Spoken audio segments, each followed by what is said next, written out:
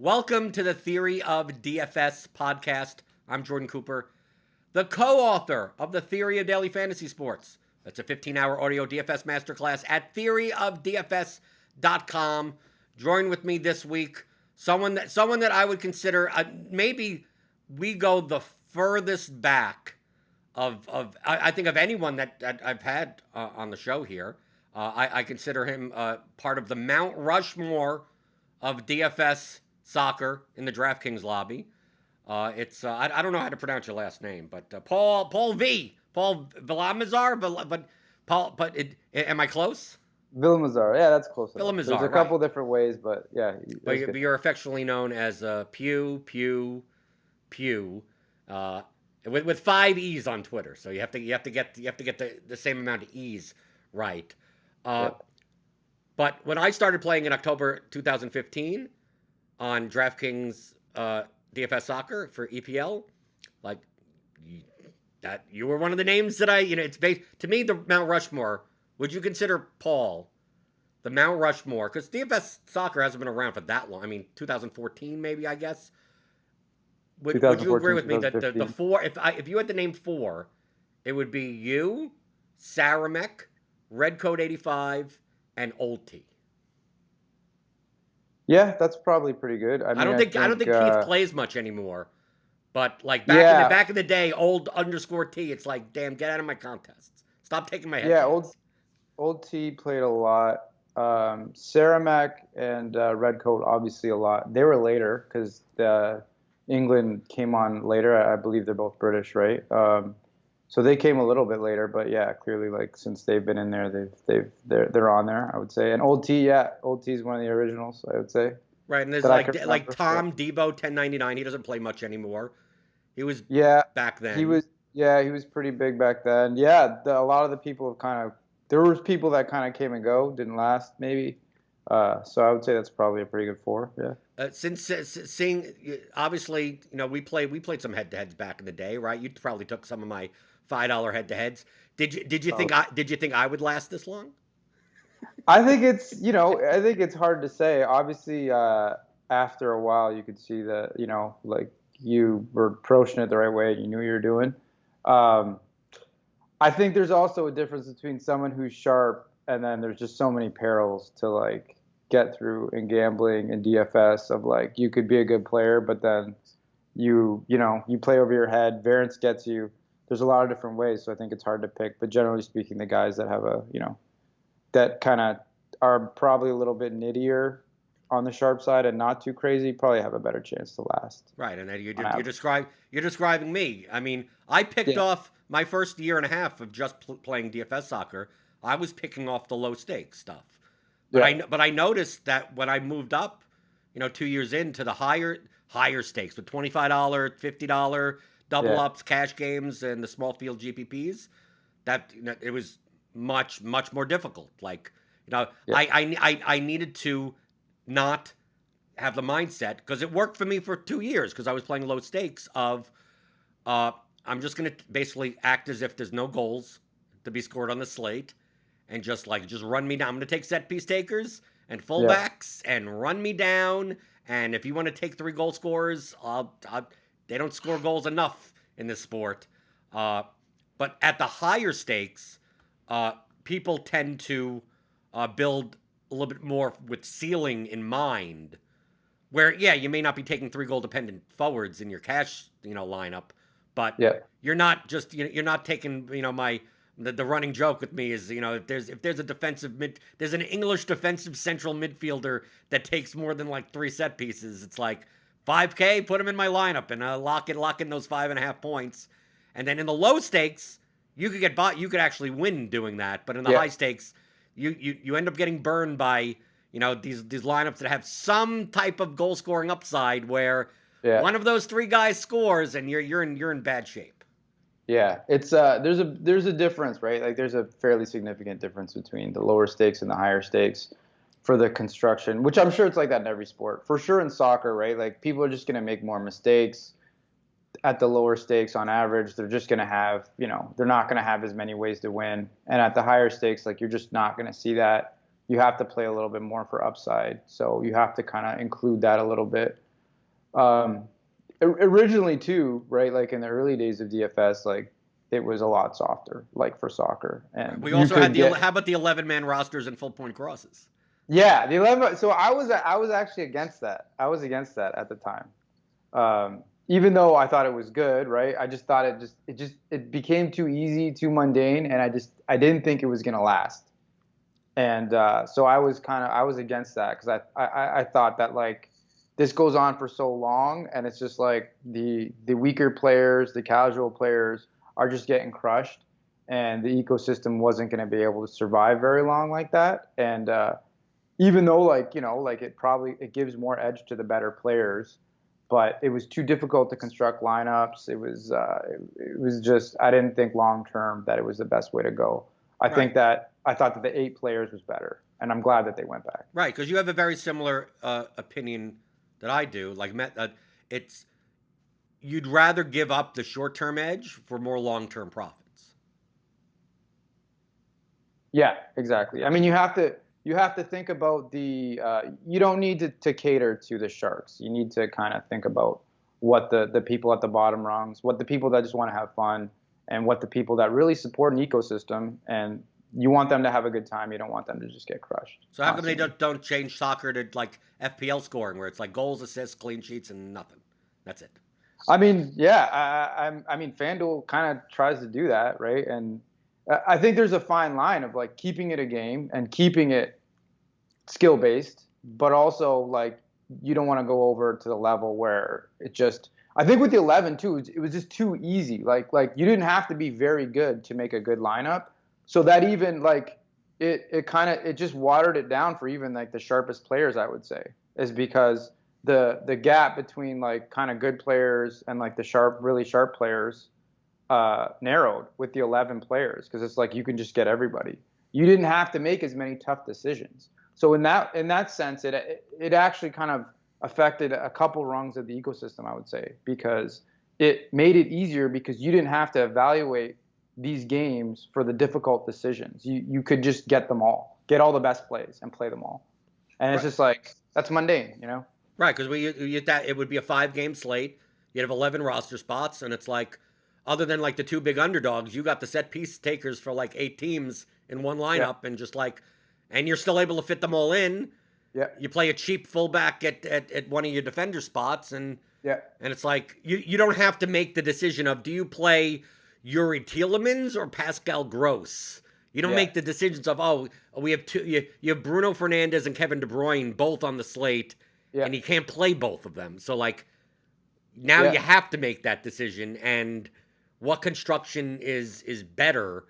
Uh, but that also benefits the weaker players because when you're able to play all the good plays, if you can't identify the good plays, yeah, like you're dead. yeah, And for the exactly. sharper players, our lineups just all are like 1v1s and 2v are just like all kind of which cheap fullback and goalkeeper did you take, and everyone else's lineup is the same.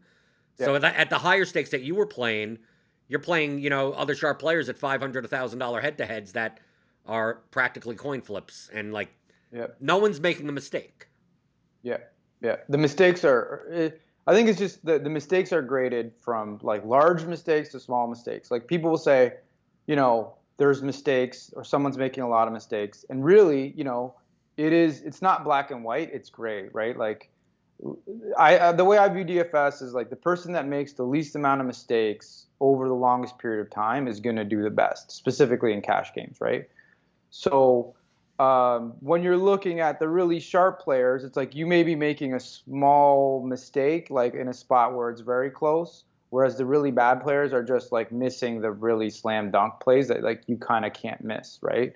And so it comes down to it just gets finer and finer and finer that edge. And there's certain times where it's just like it's a toss up, right? Like it's like a 50-50. Like really it doesn't matter. It just matters on that variance. Like there's certain spots where it's like it's just who's gonna, like there's a spot where like these guys are almost exactly the same. It's a coin flip, right?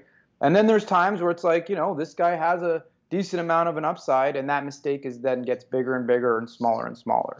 And I kind of think that like that's the biggest key between like high stakes and lower stakes, and how you're going to do in the long run is like you're progressively eliminating the bigger mistakes until you're getting down to the finer and finer points of it.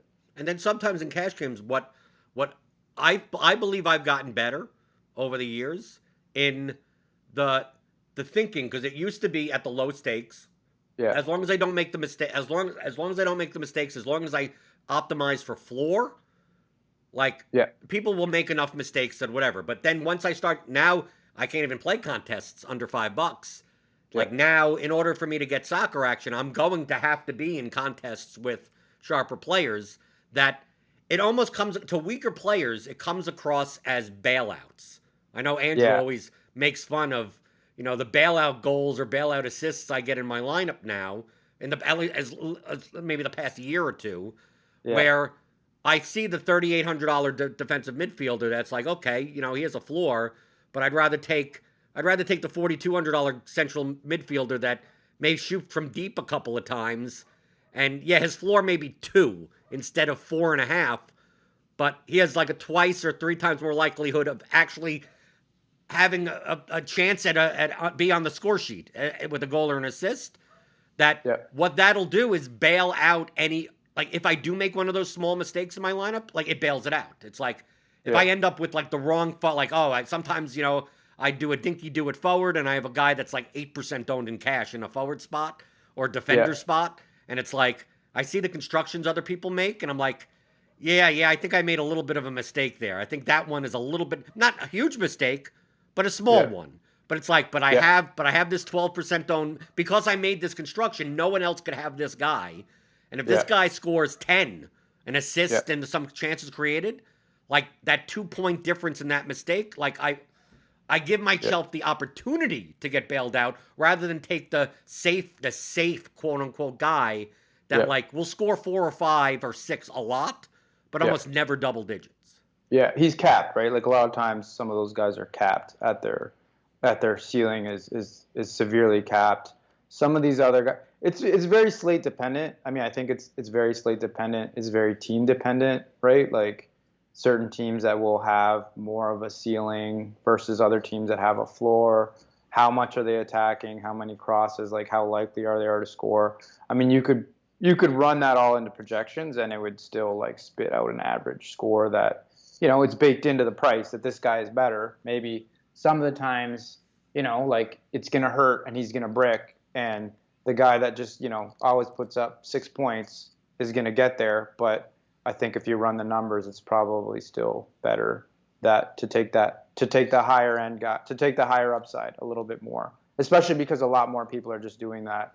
And, at the higher stakes, like you can't just be super safe all the time. You have to be a little bit more aggressive, and you can't always just take the safe play. You have to take a little bit more ceiling, like you said. Especially too, I think it depends on the type of contest you're playing. Like quite often, it's become that the 3-mans or 4-man winner take alls are a lot more of my action as it's kind of gone as the DFS ecosystem has evolved. So for me, I think especially as I'm designing my lineups, if a lot of my action is in those and I'm going to be using my cash lineup in those, then I definitely want to be thinking more about ceiling.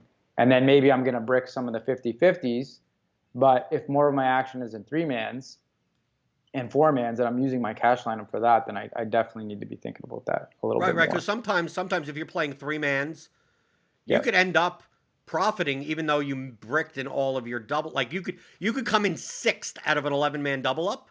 Yep. But you're playing a 3-man against someone that came in 8th in that and 10th, and it's actually you're making more money, or you're playing $1,000 head to head.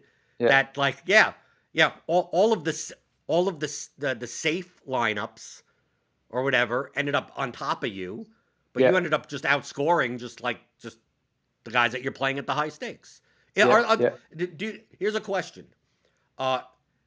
I know you can't avoid playing Saramek and Redcoat at the high stakes, but how much of their act because a lot of high stakes play has to do, truthfully, about battling for the lobby, right? Because I, as a nit, like I don't battle for the lobby, Yeah. Because I just look and I'll scroll down to the non-guaranteeds. I'll see 2 out of 3, 2 out of 3, 2 out of 3, and I see pew pew pew Saramek. So I'm like, okay, I ain't joining this, Yeah. right? Like as long as I see one person that I don't know or I barely ever see, like then I join. But that's not how you get action. You get action by being the 2 in the 2 out of 3, not caring if like Redcoat decides to just be 3 out of 3 that week, and now it's Yeah. just the 3 of you, kind of flipping coins for 4 or 5 figures worth of action.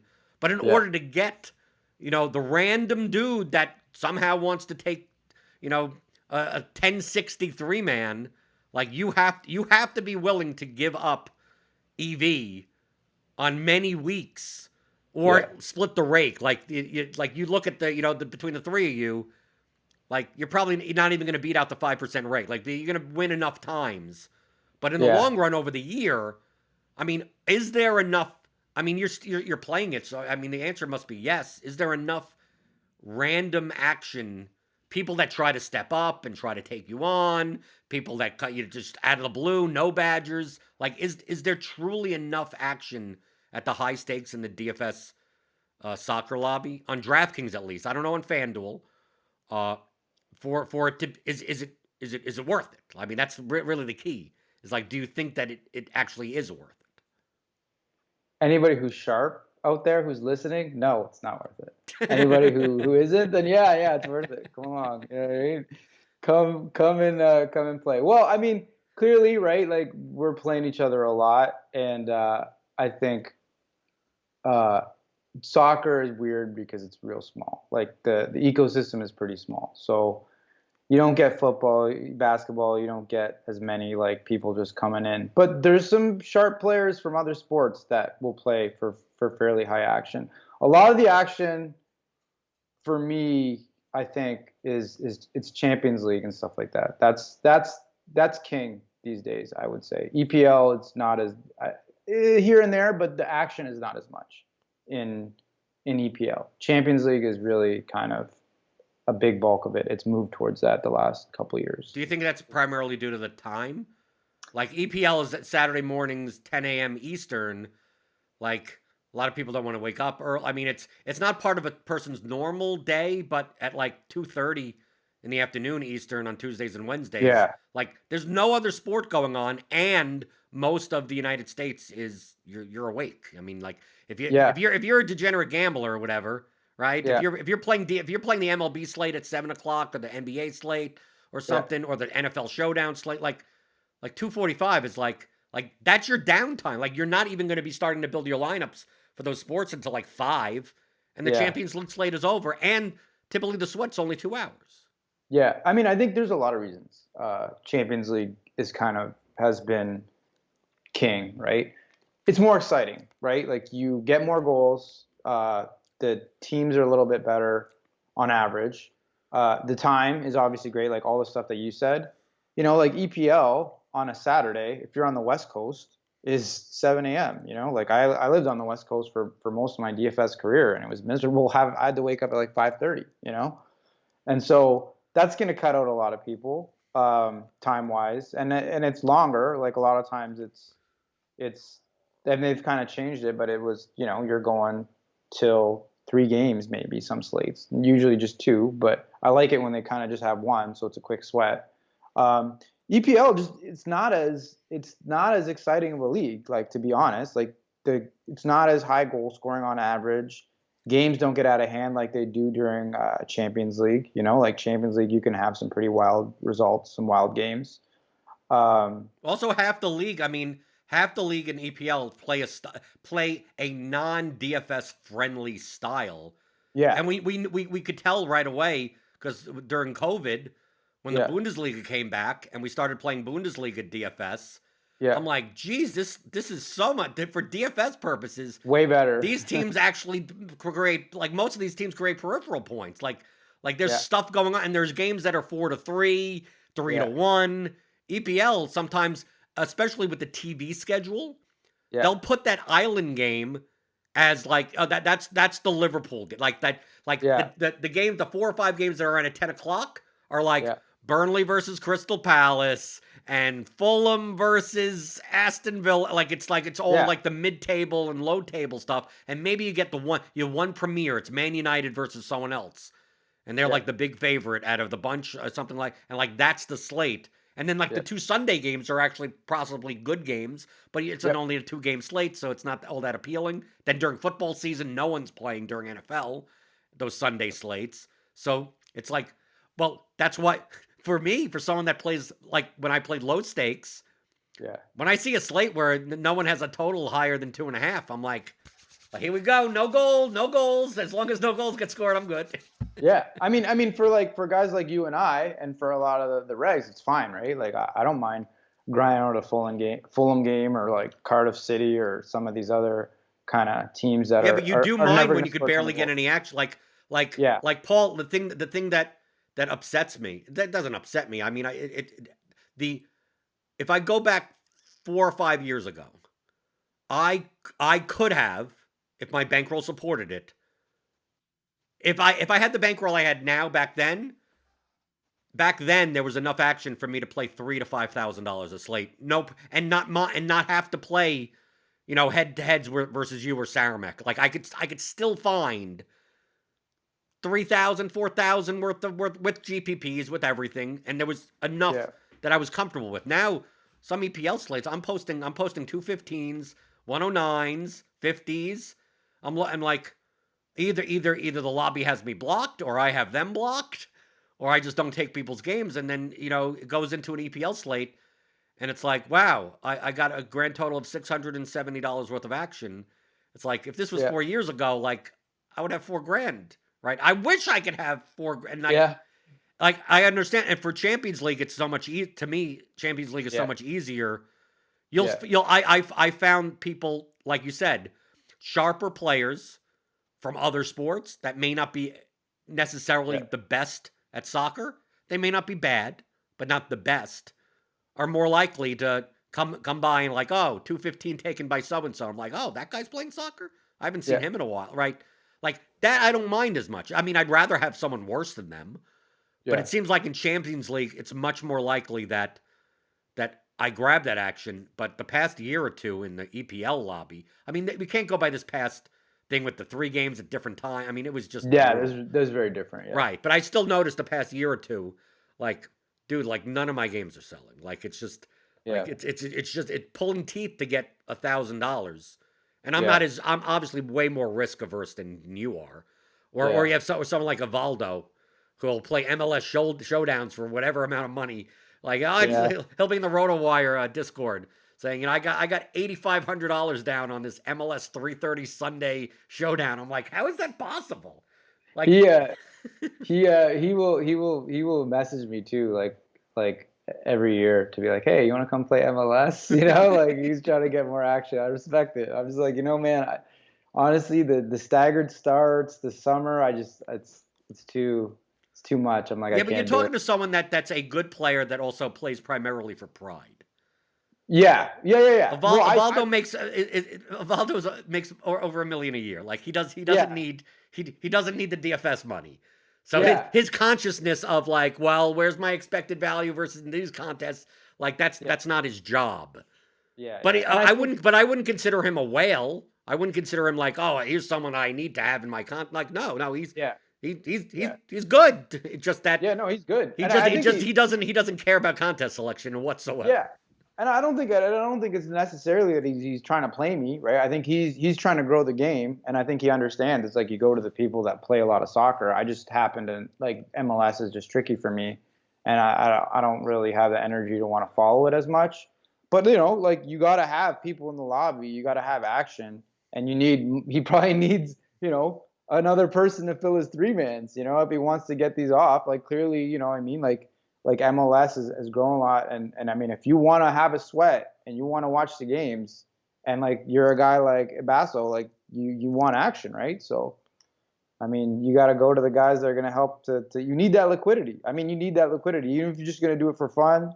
If you're going to do it for money, either way, it's like you kind of need it, which is why Champions League now, I think, is like Champions League has a lot of the liquidity. I think also too, a key point is the change to 10 man blocking 10 people. right? When you could only block 3 people, you couldn't really get around it as much. You couldn't really like people. You were forced into more contests where you like. Whereas now, like soccer, it's just like there's a ton of games posted. I can't see any of them. Right, me too. Because, Right, exactly, yeah, exactly. Right, I see 56 head-to-heads. It had like literally, it comes up with there's no games in the lobby. Like it comes up yeah, with the error message, and it's like, yeah. right. But don't they have it now, or did they just? Don't they have it that over $1,000 that you can't Yeah, block?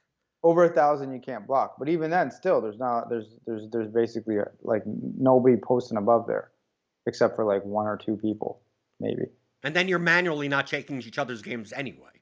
Yeah, I mean, yeah, exactly. Like you're probably not gonna try to beat the rake, but you may try to fight for the lobby. But when everybody's blocked anyways, how much does it matter if it's, if you can block 10 people, it's not the same like you used to because you can't really force it to kind of get the meta game of fighting for the lobby. You're just fighting for 3-mans, and then even in 3-mans, you're still not picking people up. But that's a Champions, byproduct. But that's a byproduct of the soccer lobby being small.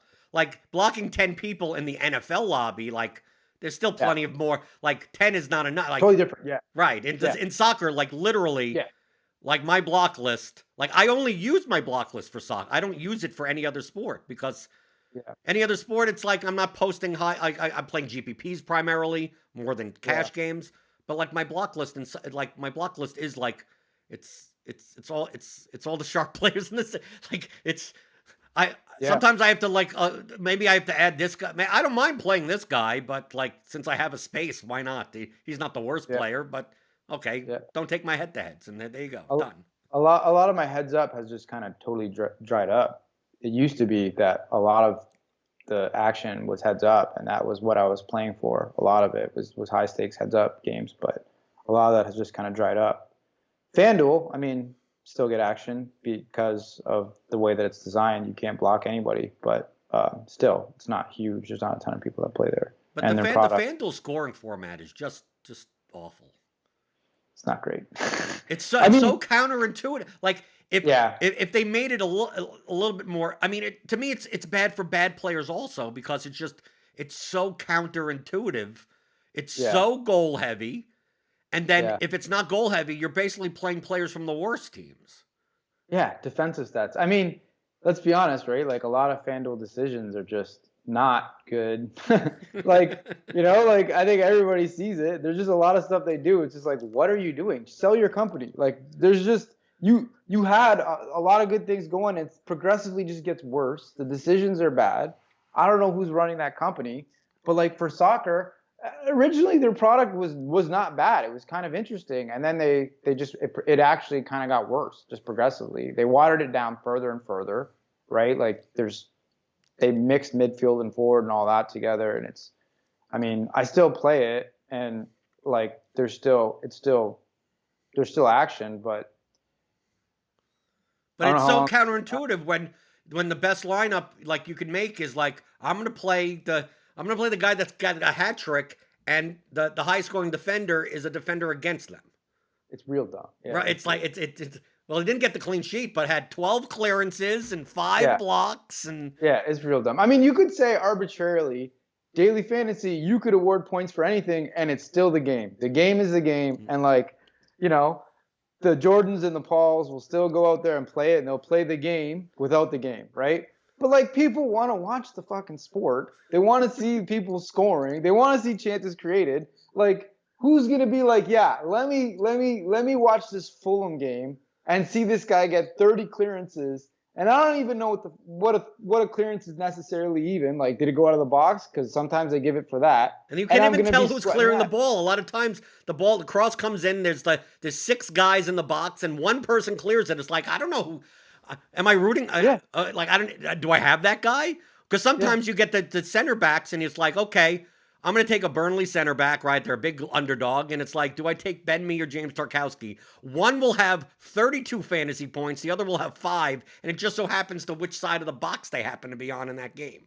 Yeah, it is. It is dumb. I mean, there is edges there, obviously, but it is really dumb. And like I'm, growing the game. It's like, how you gonna grow the game like that? Who's gonna want to be like, yes, this is gonna make me tune into this game, or I'm tuning into this game and I'm gonna play this, right? Like, You want to have the two working together, like especially for soccer, like growing the game of soccer, growing the game of DFS needs to kind of work hand in hand for this to go forward and to grow, right? So like you want to complement DFS to the game of soccer, and you want to complement how you design it to like be enjoyable for people that want to watch it. Like I want to gamble, but also like I just really enjoy watching soccer, and I want to see good soccer, and I want to see the game, right? And like I want to see it be incorporated like as much as possible to have it line up. Like the interest of the game of attacking and exciting stuff matters in DFS. And FanDuel is just like, let's just do this, and there's no reasoning for it whatsoever. No, they would Than, don't. like, They would give a reason, Paul. yeah, It's a lot from. Obviously, I talk to a lot more soccer people being on the RotoWire podcast. I get DMs, yeah, especially outside of the United States. So we're talking about UK, Europe. yeah, Since they're not, they don't come from a fantasy sports background.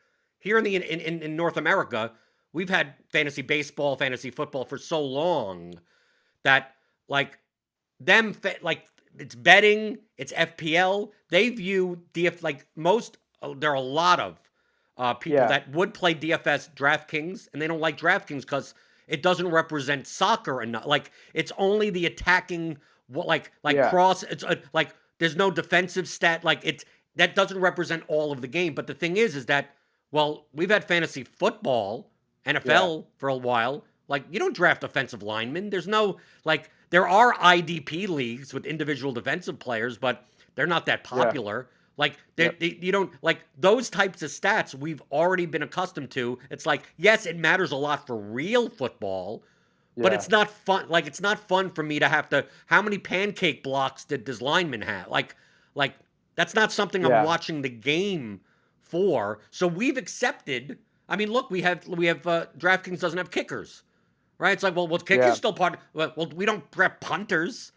So I think a lot of the soccer audience that doesn't come from a fantasy background looks yeah, at like the fantasies the DFS scoring as not enough representative of all aspects of the game, and that's where FanDuel went. They looked in like instead of copying DraftKings, let's try to get this audience. But the problem is that it just makes the DFS game worse. yeah. And the problem is that it did not work at all because like look, I mean I'm in the lobby every time. I'm like they're not getting a lot of action. Like I'm not seeing a lot of British guys coming in and playing, you know. And I think that there is definitely logic to that. I think if you're gonna do that though, the FPL game is huge, and that's how I started, right? Like I started by playing FPL. I was playing FPL year long with friends and like gambling on it with some poker buddies, you know, with PSU fans. Actually, I was gambling on it with him. Um, and I think if you logically want to capture that audience, which is big, and clearly the Brits like to gamble, then you tailor it to that. You get it close to that, right? Which is, I mean, I guess, but like they don't do clearances. I mean, they don't really award. I mean, they award clean sheets. Really, defenders are basically clean sheets, and they get more points for goals and assists. But I mean, there's a reason DFS can improve on that to like give everyone an involvement. And I still think it's like if you're going to involve them with clearances and make that worth more than a shot, like Right. that's just friggin' dumb. The shots don't even count on FanDuel, right? Yeah, They a still shot do. doesn't mean anything. It's Well, a shot on it goal. has to be on goal, but an actual shot, if it goes not worth anything. over the 30th row, means nothing. Actually, Yeah. the guy that passed him the ball gets the points, Yeah, right? Because of the clear, because yeah. the chance, right? Yeah, I'll play FanDuel. I mean, there's definitely like I play it and I try to get as much action as I can, but there's clear problems with this product. And like, what are you guys doing? Come on. And then we had Bundesliga. They didn't even have live scoring. Yeah, they didn't even have live scoring, that was like the biggest punch in the face. I was just like, what is this? Am I winning? Like they would like update it periodically, and I was like going to find the stats. Like, am I winning here? What's going on? It was a pretty good sweat though. Let me tell you, at the end of the game, to try to find out if you made money, you didn't really know, especially because like, you know, you can't really be like, oh, doing all the goals. You got to do the clearances and all that stuff. So it's like, You know, you don't really know where it's coming from. I think like the scoring was different for some of their other. No, they added FanDuel They added added crosses. crosses, right? Yeah. For Bundesliga, but not. But they when EPL came back and Bundesliga was still going on and they were still running contests, the Bundesliga contest had crosses scored and the EPL ones didn't. Gives me a headache, man. And then what else did they do? They did that something else. Or didn't they do? They did Olympics. Did they do Olympics or something? I saw somebody posting, like I hadn't even looked, but they were doing Olympics. They soccer. offered Olympic contests. Yeah. They didn't even do Copa America, and like they don't do so many other things, but they added Olympics. I didn't play because I was just like, yeah, but they did the Euros, right? Yeah, they did Euros. Yeah. Of course they did Euros. They did World Cup. But I think they did like Olympics. I mean, I don't know where their decisions come from, honestly. But I mean, it's quite obvious that that daily fantasy soccer is like 95% of the market is DraftKings. Yeah, for sure. I mean, this has just been gone from FanDuel having a huge advantage. They were first, right? And then DraftKings just eating their lunch over and over again, unfortunately. And FanDuel just not adjusting and adapting. And like DraftKings has grown like astronomically and FanDuel kind of hasn't. I mean, interacting with people from DraftKings makes sense. Like they're a lot more on top of stuff. FanDuel sometimes. I mean, you know what? Actually, when I talk to people at FanDuel recently, it's been pretty good. Like I don't know if it's the same for everybody because like I get VIP chat or whatever, which I think that just means you get to talk to someone, whereas you don't if you're not VIP, which I don't think is great. But you know, I think DraftKings clearly has a way and like a method about doing stuff, analytics based, and their way of their customer service and interacting with players is good. It's very good. I think I'm pretty happy with it overall, their process. Right, and you just play soccer. That's it. Yeah, that's it. And is there a reason for? I mean, your background. I mean, you played poker. I mean, you seem like you've been doing some type of gambling activity for pretty much your entire life. Yeah, I mean, for a good while since college and stuff. Yeah, so I've been doing. I mean, I went to be a pharmacist for a few years and then came back to gambling. But yeah. So I mean, I've been doing it a lot, and you know, I mean, I could definitely, you know, probably put the work in and do other sports. I don't know. The time of it, and like I feel like to do this thing, like I'll do it, and I want to really dig into it, and then like I'll get obsessed over it to like learn it to like I want to watch the games, like and I want to have an edge and do things well, and it's just like the time, and I'll just like I can't even like if I go back to I don't even want to go back to poker now because then like I start thinking about hands and going through stuff, and then I'm just like all of a sudden it's just like that's everything, and it takes up too much time. So I played like a little bit of basketball for like a little while, and like I you know I'll throw in some contests here and there, but I see the effort that it would take to really kind of do it really well and the time, and I don't really want to do it. I don't really want. But that was my attitude back in 2016. Yeah. Like, because I didn't follow any of the other sports. I mean, I followed the sports back 20 years ago, but it's like soccer was the only one that I followed no matter what was going on. I would still watch the Premier League. I would still watch, you know, La Liga, Serie A, whatever was on, Champions League. Yeah. And I'm like, no, I'm just going to play soccer. We started getting these interleague slates. We started getting the Europa League. And I'm like, okay, there's almost soccer every day, and I could just play this. But then seeing how much money there is, the liquidity in all the other sports, that the ceiling is so much better there. It's so much better, yeah. Right? So like, but my attitude in the beginning was like, you could go back to Periscopes that I did in 2016 where I said, I will never play NBA DFS. I hate basketball, and I will never play it. Yeah. It is now my most profitable sport. So, I mean, but I had to do the same thing that you said of, like, okay, I took my next sport after soccer was PGA. Because I figured, how much time does it take? It's only one slate a week. It's only one event. It locks in. Too, and then you're done, right. Right now you have these showdowns. You don't have to play those or whatever. But it's like, okay, Now I could focus enough time because I'm taking what I learned from soccer and now applying that game theory to PGA. And then from PGA, then I'm like, okay, what's the sport I know the best past there? Baseball. I don't know the players, but I know I played rotisserie baseball for God knows how long. So I'm like, okay, I'll learn the game. Like, and at least this is every day. Like the lineups come out at 4:00. Yeah. Like it's not like NBA where there's late swap and people in, people like. So go there, and then once you see, like you said, you have to obsess about it. You're right. It's going to take away from your soccer play, and then but then you get more efficient. Then you see what really matters, and then you decrease that time so then you can play other things. But you have to notice that in the past 2 or 3 years that you don't see me in the soccer lobby. Like you'll see me in Premier League, you'll see me in Champions League, but you won't see me in the Thursday League 3-game Serie A, like those interleague slates or the late Serie A on Saturday. Like I like that stuff I played in 2017. I don't play Europa League when we have the teams that I have to look. I've never heard of 3 of the teams, and I have to go on like who scored or something to see like who the hell these people are. Like I did that when I only played soccer because. Well, what else do I have to do? I only play soccer. I'm just glad that there's a slate on Thursday, and it's 2 6-game slates, and I'm like, great, beautiful. Let me put on whatever the Europa League, Fox Sports, whatever, and watch it. But like I don't, because like you said, the lobbies are so like, what am I going to do? What, so I could get $1,000 worth of action, half of it against you? Yeah.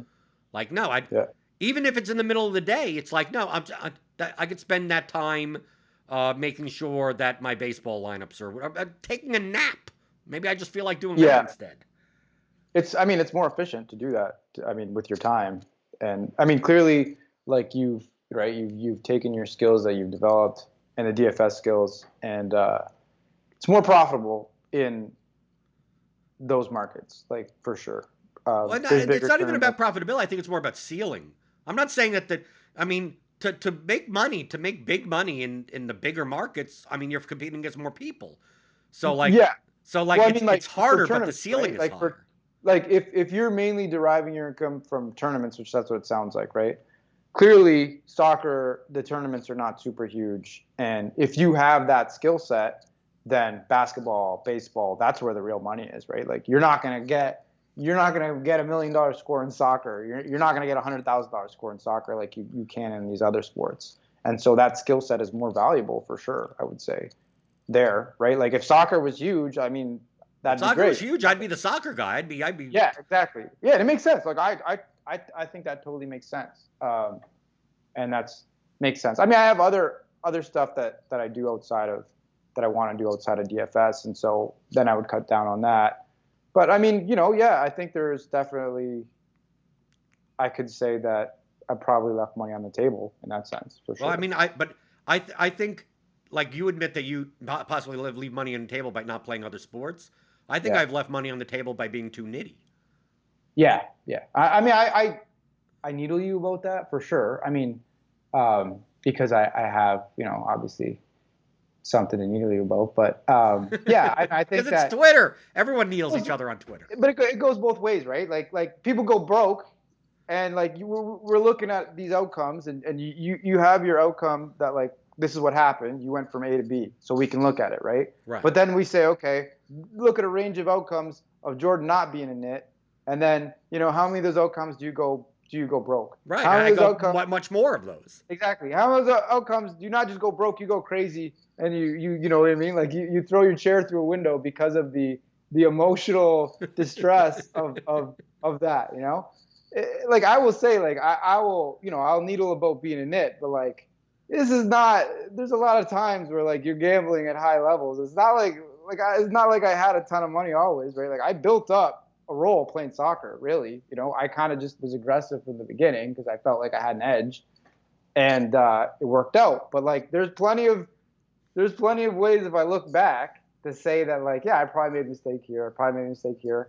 And how many outcomes do I go broke? Like there's definitely outcomes where I say, yeah, I probably got lucky in some spots because, I maybe was being too aggressive, and, we are where we are. But if we look at the range of outcomes, I don't know necessarily that my strategy was the optimal one for sure. Right, but you also, we can needle each other off of being aggressive or nitty, but like in the grand scheme of like people in general, like outside of DFS, it's like if I talk to people that I know outside of DFS, like I'm the riskiest fuck in the world, right? Like I'm playing 4,000 on an MMA slate, and like no, like I'm the complete opposite of a nit. Yet inside of our community, it's like why are you so conservative? It's like no, most people consider what I do to be just nuts, right?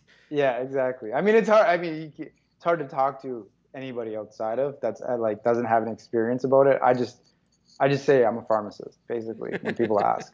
Because I don't even want to get into it to explain it, and the questions and everything is a little bit tricky. But yeah, I mean, I think there is. I will say there is times where you should be more aggressive, and you got more of an edge. It shouldn't be black and white. I think a lot of the stuff in gambling and a lot of stuff just generally in life is always going to be kind of gray, right? So like to say that the nitty strategy is the best or the aggressive strategy is the best, it's almost always going to be somewhere in the middle, right? And like I think at the beginning of soccer, I think there was some people like yourself that really probably missed an opportunity to be really aggressive because the edges were pretty big at the beginning.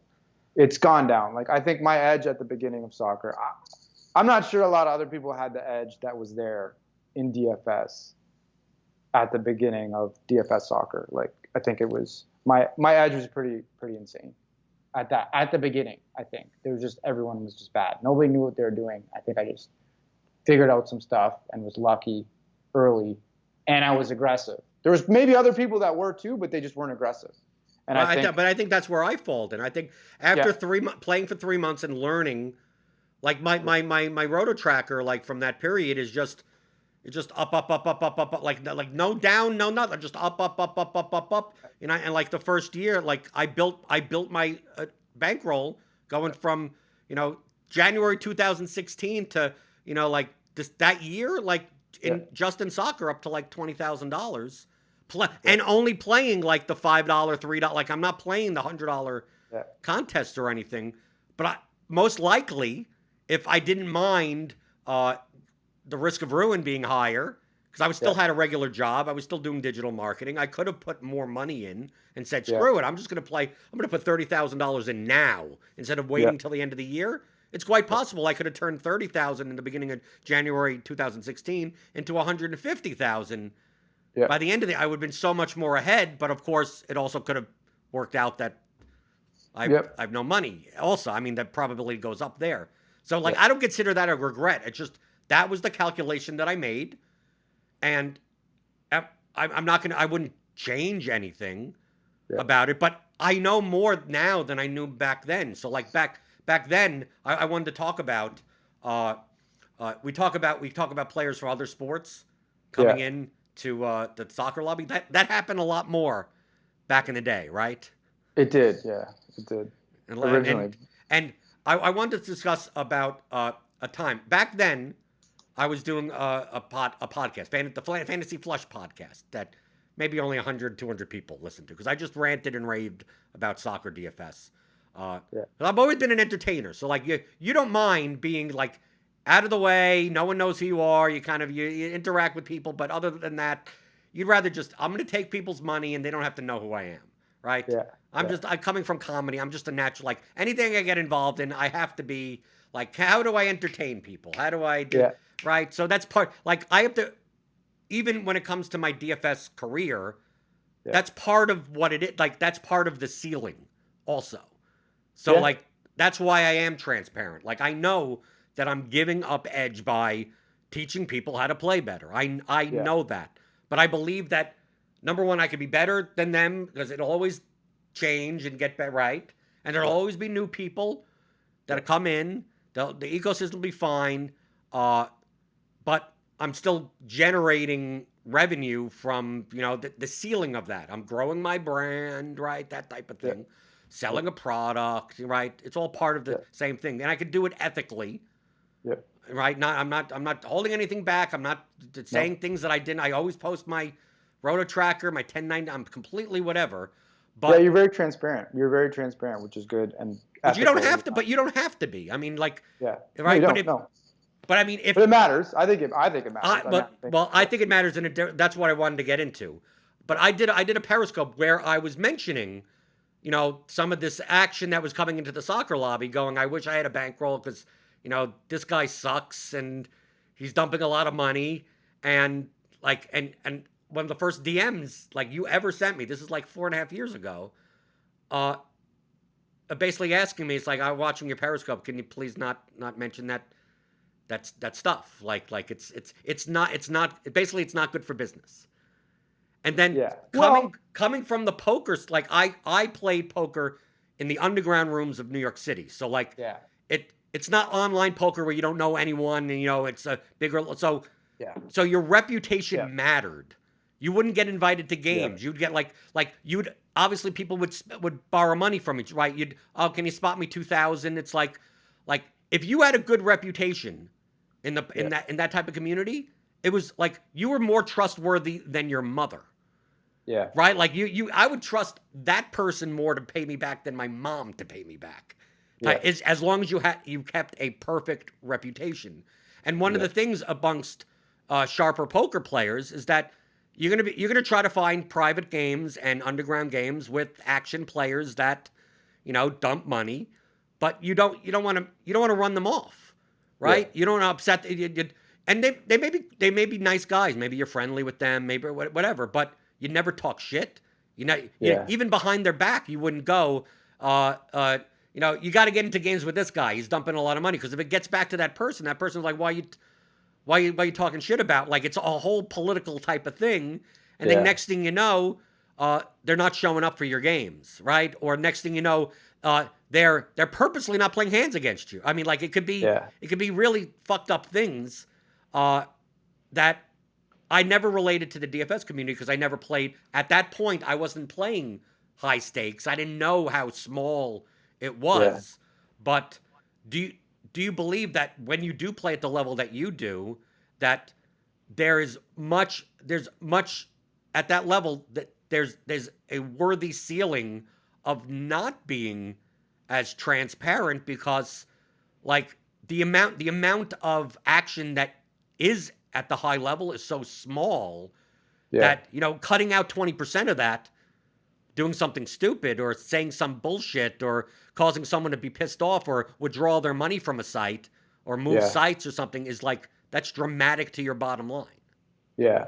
I think there's multiple aspects to it. I think the first thing is like, there's just ethical reasons as a person to not be a dick to people. Now, like, what you're talking about is like, clearly this is away from anything else. Like the player that we're talking about. Right. I wasn't being a dick. I was just pointing out. Yeah, you weren't being a dick. Yeah, you weren't being a dick. But even then, right? It's like, that. Then some of these people that are watching your Periscope they don't know anything about this. They start seeing that. Then they jump on. Now it's different too with Twitter. They jump on Twitter, start talking shit to this guy. You know what I mean?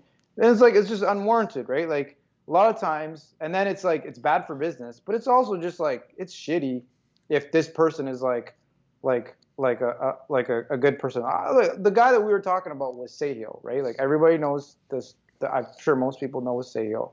Sahil was like a huge crusher in DFS. Like, this guy made millions in DFS and was basically dominating the whole ecosystem for like a couple years, and just was willing to gamble with you on any sport, right? And like, I never met the guy, but like, clearly this guy is really sharp, and like, he knows what he's doing, and he just liked to watch soccer and some of the other sports, and he gambled, and there was a lot of people that were gambling really high with him, Right, and I've never heard a bad thing about him personally. Yeah, most people say good things, and also he's done interviews back then, even back when he was big back then, that he would say like, I enjoy soccer. I'm playing DFS soccer, and I know I'm playing against better people. Like, he was actively saying that he knows he's a dog in that lobby. Yeah. He knows exactly. He knew it. I mean, he would basically give unlimited action. Like, I had huge amounts of money against him. Like, that was gross at that time. But like, the guy was clearly, like, I mean, yeah, would you say like technically like he wasn't super sharp in soccer? Yeah, he No, he knew it. I wasn't. think He he was wasn't just, at all. yeah, he knew it, and he was just like, I don't care. I'm just want to gamble. It's fun, and I want to beat the whole lobby, and he did a lot of days. Well, And because literally, he played very high. He played lineups that you would play in GPPs. He would play cash game yeah, lineups where it's like, okay, the three yeah, top he high was goal making scoring GP line. team, right? Like he would play. Yeah, Who's the three top odds goal scorers? I'm going to jam all three into my cash lineup, and then fuck the rest of the line. Like sometimes it would be punt here, punt there, and we're looking at like you're playing a head to head, and you're like, this lineup will either like you're looking at that going, if these guys don't, he'll either score 30 points or beat me yeah, by 100, right? yeah. And I mean, he put some sick beats on me too, like that I could probably still remember to this day. And I'm sure I put some on him too. Um, but yeah, it was crazy. I mean, that was a crazy time because the soccer lobby was insane because Well, everyone Empire was, Maker was playing a lot back then, also. yeah, yeah. I mean, Empire Maker still plays Champions League, and I'd still like we'll play each other, and he's He's not not. bad at all. No, No, he's not. You know what I mean? Like and these guys are neither is playing. Bryce. Yeah, Wilson, like Bryce is pretty sharp. Wilson's playing like these guys are not. These guys are not terrible players by any means. And like the thing is, in stuff like Champions League, is the variance is going to be higher. Like your edge is going to be a little bit watered down because the goal totals are so high. You can make up for that by like being a little bit more aggressive and playing higher goal scorers because it's just like the goal totals are higher. So it's more like GPP lineups than cash lineups, and that's where some of these other players like your edge is not going to be as big. And these guys they can beat you in a small sample size and a big sample size too. If you're not sharp, and like they could break you, like if they're going to play you, they'd high like some of these guys like Sahil could have broke the whole lobby, and like there's times when it was probably like close. These guys are being over aggressive, and he was winning. And that time in DFS was crazy. Yeah, I but think now when the action kind of dries up, it's I consider it very similar to poker. That like we mentioned some people, we mentioned Empire Maker and Wilson and Bryce, and we said, oh, they're not bad players. They're not. No, They're no, good. no. They're good DFS soccer players. Yeah, But we're not gonna. But the thing is, we're not gonna mention any higher stakes players that may play some higher stakes that aren't good. yeah, Because yeah, wouldn't that be bad for two reasons? One, like you said before, you don't want to have in the age of Twitter, you talk shit about yeah, this guy or whatever and drive them off. But also, there may be people in the lobby right now that are afraid of taking that guy's action because they think that he's a good player and you'd rather have it, right? yeah. No, I mean there's a lot. Yeah, there's a little bit more of that stuff going on, especially in a small lobby and stuff like that. A lot of people, I think, maybe long term didn't recognize the value of being aggressive and gambling in spots to get more action. That's a poker theory as well, right? Is like you're not just gonna be the nittiest guy and get action. Like you have to give action, you have to play. So like I view it as similar to like a poker player of like, look, I'm in there, I'm playing. If you want to come play, I'm going to provide you the ability to play. If you don't want to play, you don't want to play. But like my job, I guess, is like to make money and stuff is just to kind of just be there and play and gamble with people, right? Like, and we'll see what happens if I win or if you win. But like that's part of it, and like that's like the old school mentality. I think like especially in poker and stuff now, I don't play anymore, but like a lot of the players that are like mainly online and stuff like that maybe don't get a lot of that stuff. One is just to be like, if you're playing live, like that stuff's important. And like getting into the right games is important. And getting action from the right people is important. But also just think it's like, you can just default to being a good person and just do like, if a guy's an asshole, you don't got to treat him well. You don't have to kiss his ass. I mean, maybe it's better to do that, but also you don't have to like, I mean, you don't have to go, a lot of these guys are nice guys. And a lot of these guys that are gambling are super smart. And they know that they're maybe like not, they don't have a big edge or anything, or they don't have any edge. But you know what I mean? Like these guys are super successful in other areas. And it's not like they're like complete morons. You know what I mean? Like they just want to have a good time. They want to gamble. And if you're going to be a person that like is in that space, you kind of have to understand like how that works. That's what it works for everyone for the ecosystem. Right. You have And to. like maintaining that ecosystem is important. Right. Like, and Yeah. when I played poker primarily live, Yeah. I had to tell other sharper players that I was friends with Yeah. that the more that you think of yourself as an entertainment provider, the more money that you'll make. Exactly. So it doesn't mean you have to be, oh, the life of the party. Hey, Bill, how's it going? You don't have to be that. But don't be the 23-year-old kid at the table with the sunglasses and the headphones, not saying Yeah. anything and treating like no one wants to play with Yeah. people that are giving action are Yeah. action players that aren't entertained by that type of game. They want a game where the Yeah. pot is being splashed and someone Yeah. straddles and everyone's in, that type of thing. And Yeah. Exactly. you could still I'm a nit, right? I didn't play when I played poker, I was tight but I was very aggressive when I was in, but in a Yeah. lot of these action games in New York City, like it was all multi-weight. Like you didn't win heads like that. Paul, Yeah. these games, we would play. What I liked about them is that the big back then, Yeah. 2003 to 2008, there would be 1-2 no limit games, but had the buy-ins of 2-5. Yeah. So you could buy in for like some were like 500, some were 1,000. Yeah. So like imagine a low blind structure with a high relative stack size. So essentially Yeah. you're playing deep stack no limit. So now as a nit, if you were playing a 300 max, like Yeah. yes, now I have to, and the implied odds aren't there for a lot of hands. So I got to just sit around and wait to stack someone like that. But in these games, it would be 1-2. Someone would raise to 15, and 6 people would call, and you're Yeah. sitting on the big blind with 7-5 suited, and it's just why am I folding here? There's $12,000 on the table. I have $13 to call, and I'm playing half the table with people that can't get away from top pair, top kicker, right? So Yeah. like these are I got to protect my, it's average to poor players, and it's like, dude, Yeah. like if I hit 2 pair on the flop, if I hit make and then you get your open ended draw on the flop, and then they weren't aggressive enough, and it would be like checked around.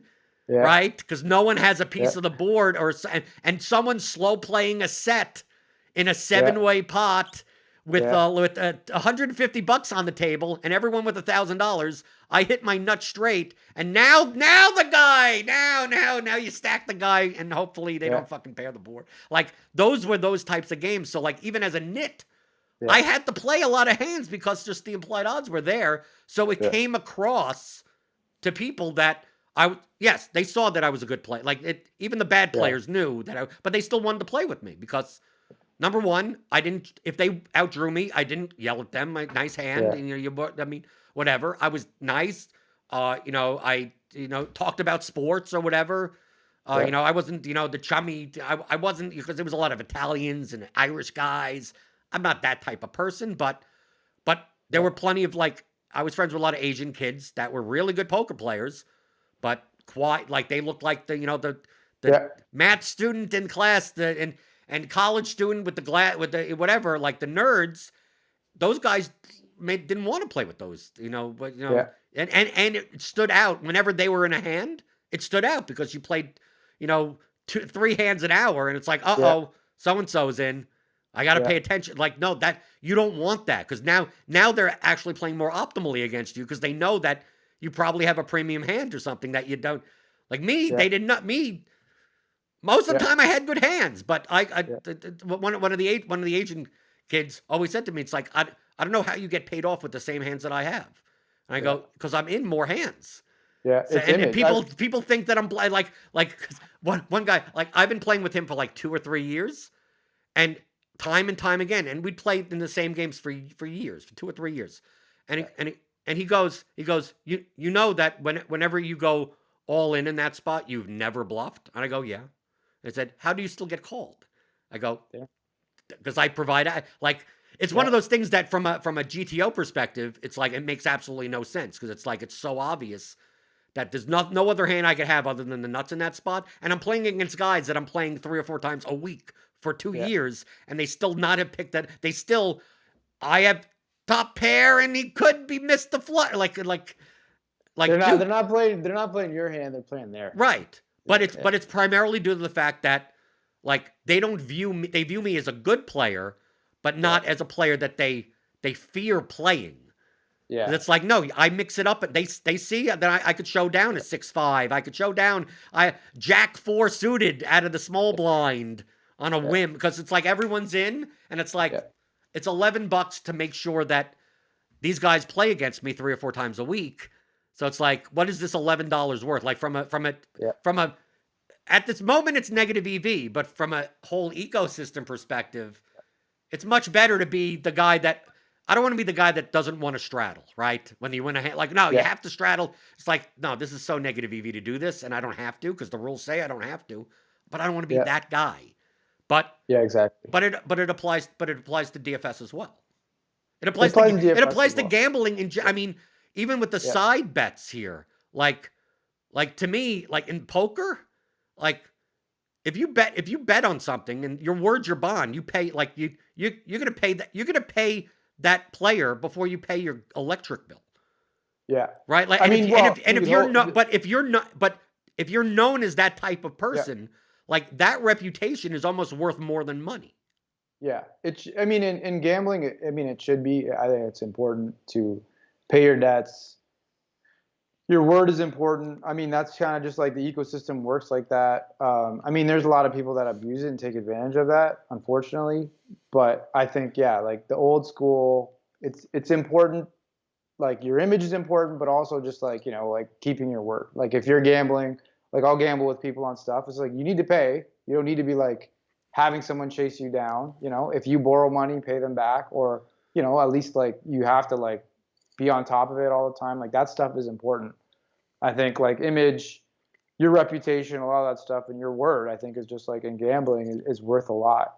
And I mean, I think people have a long memory too. Like if you're not, then DFS stuff, like we see a lot of some shady stuff, but there's a lot of people that you never hear about. Those people, generally speaking, keep their word, gamble on stuff. You can get, you can get action. You could get staked. There's a lot of stuff I'm sure that happens that, like if you can be kind of, be honest and be upfront. And like, there's a lot of guys that gamble for a ton of money from DFS, and they just do it based on word. And, like, I think that's great, but also it's just like, if you want to do that, like it's on you to basically like, take care of business. Right. And one time that you don't ruins your entire reputation. Yeah. I mean, and it should, I mean, I think there's always exceptions or something terribly happens and then the person communicates with the other person and they work it out. But for the most part, it's like, I mean, you need to stick to your word.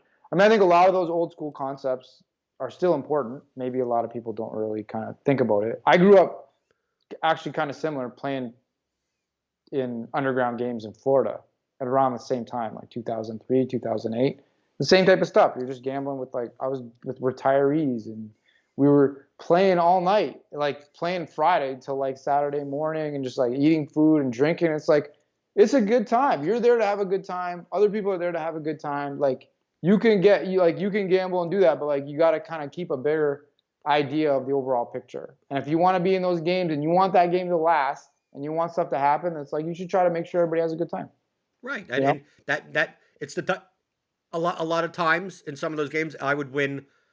Sometimes I would win a big pot or something like that, and people knew that they were going to get the money at him. I mean, like anything that's in my stack, you're going to have to pry it out of my dead hands.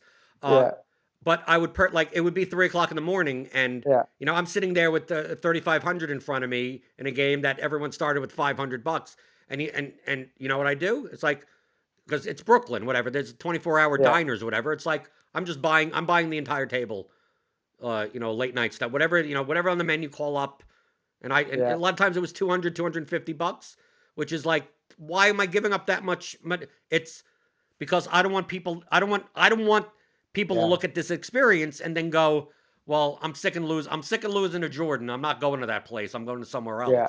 So it's like, it's like, that's a nice, and then you get a nice, it's something nice. Sometimes it's just a nice thing to do. It just, it's not a karma thing. You're giving up a little bit of short term and you're getting long-term type of goodwill.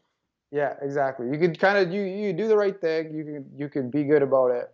And like, you can just do that just because you want to be that type of a person, which is great. And you can also say that like you get it on the back end, right? Like a lot of that stuff. I think because a lot of times the action players that would normally lose, they're up 5,000 and they do the same thing, right? So it's yeah, it's not something that's like unheard of. It happens once in a while, but typically it's a guy that's, you know, yeah, that's up 5 grand on the night that normally loses, and it's yeah, like I want to treat everyone because they're in a good mood or whatever. So if you're not going to be doing that also, like it comes across as you're being the yeah. asshole.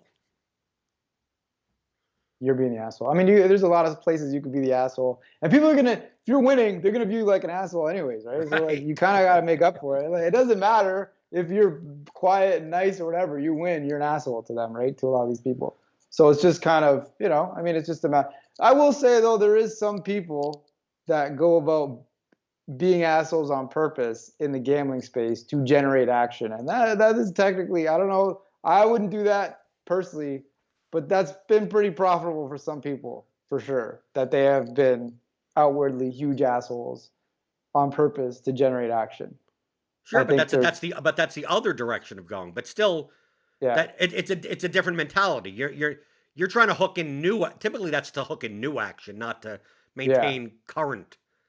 no, I think that's just, yeah, I mean, I think I could think of people, I don't know what to say, but Right.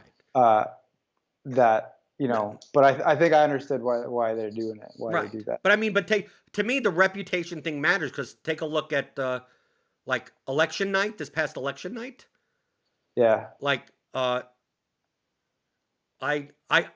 the reason I got put in the spot that I got spot is because I don't really bet on sports, so I don't have money in sportsbook accounts yeah, on offshore places that have these lines, and I'm sitting here knowing that this is such an inefficient. Like I did not yeah, expect it to be that bad, and now I'm going now. But I made $15,000, but it had to be through side action.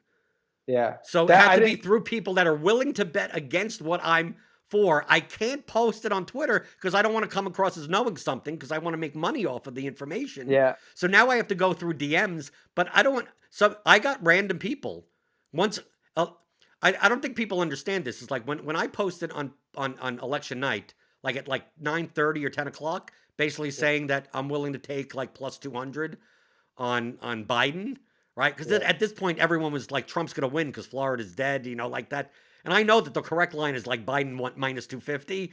Yet yeah, the markets are showing like plus two, and it's like I have no money. I tried to verify. I tried to put money on these accounts, but they needed to verify my. I had the accounts from like years ago, but they needed to yeah, verify my ID again. It's like no, this takes 2 days. It's like so I'm like so I just basically tried to find all the people that follow me, that I follow, that are essentially Republicans, to bet against me.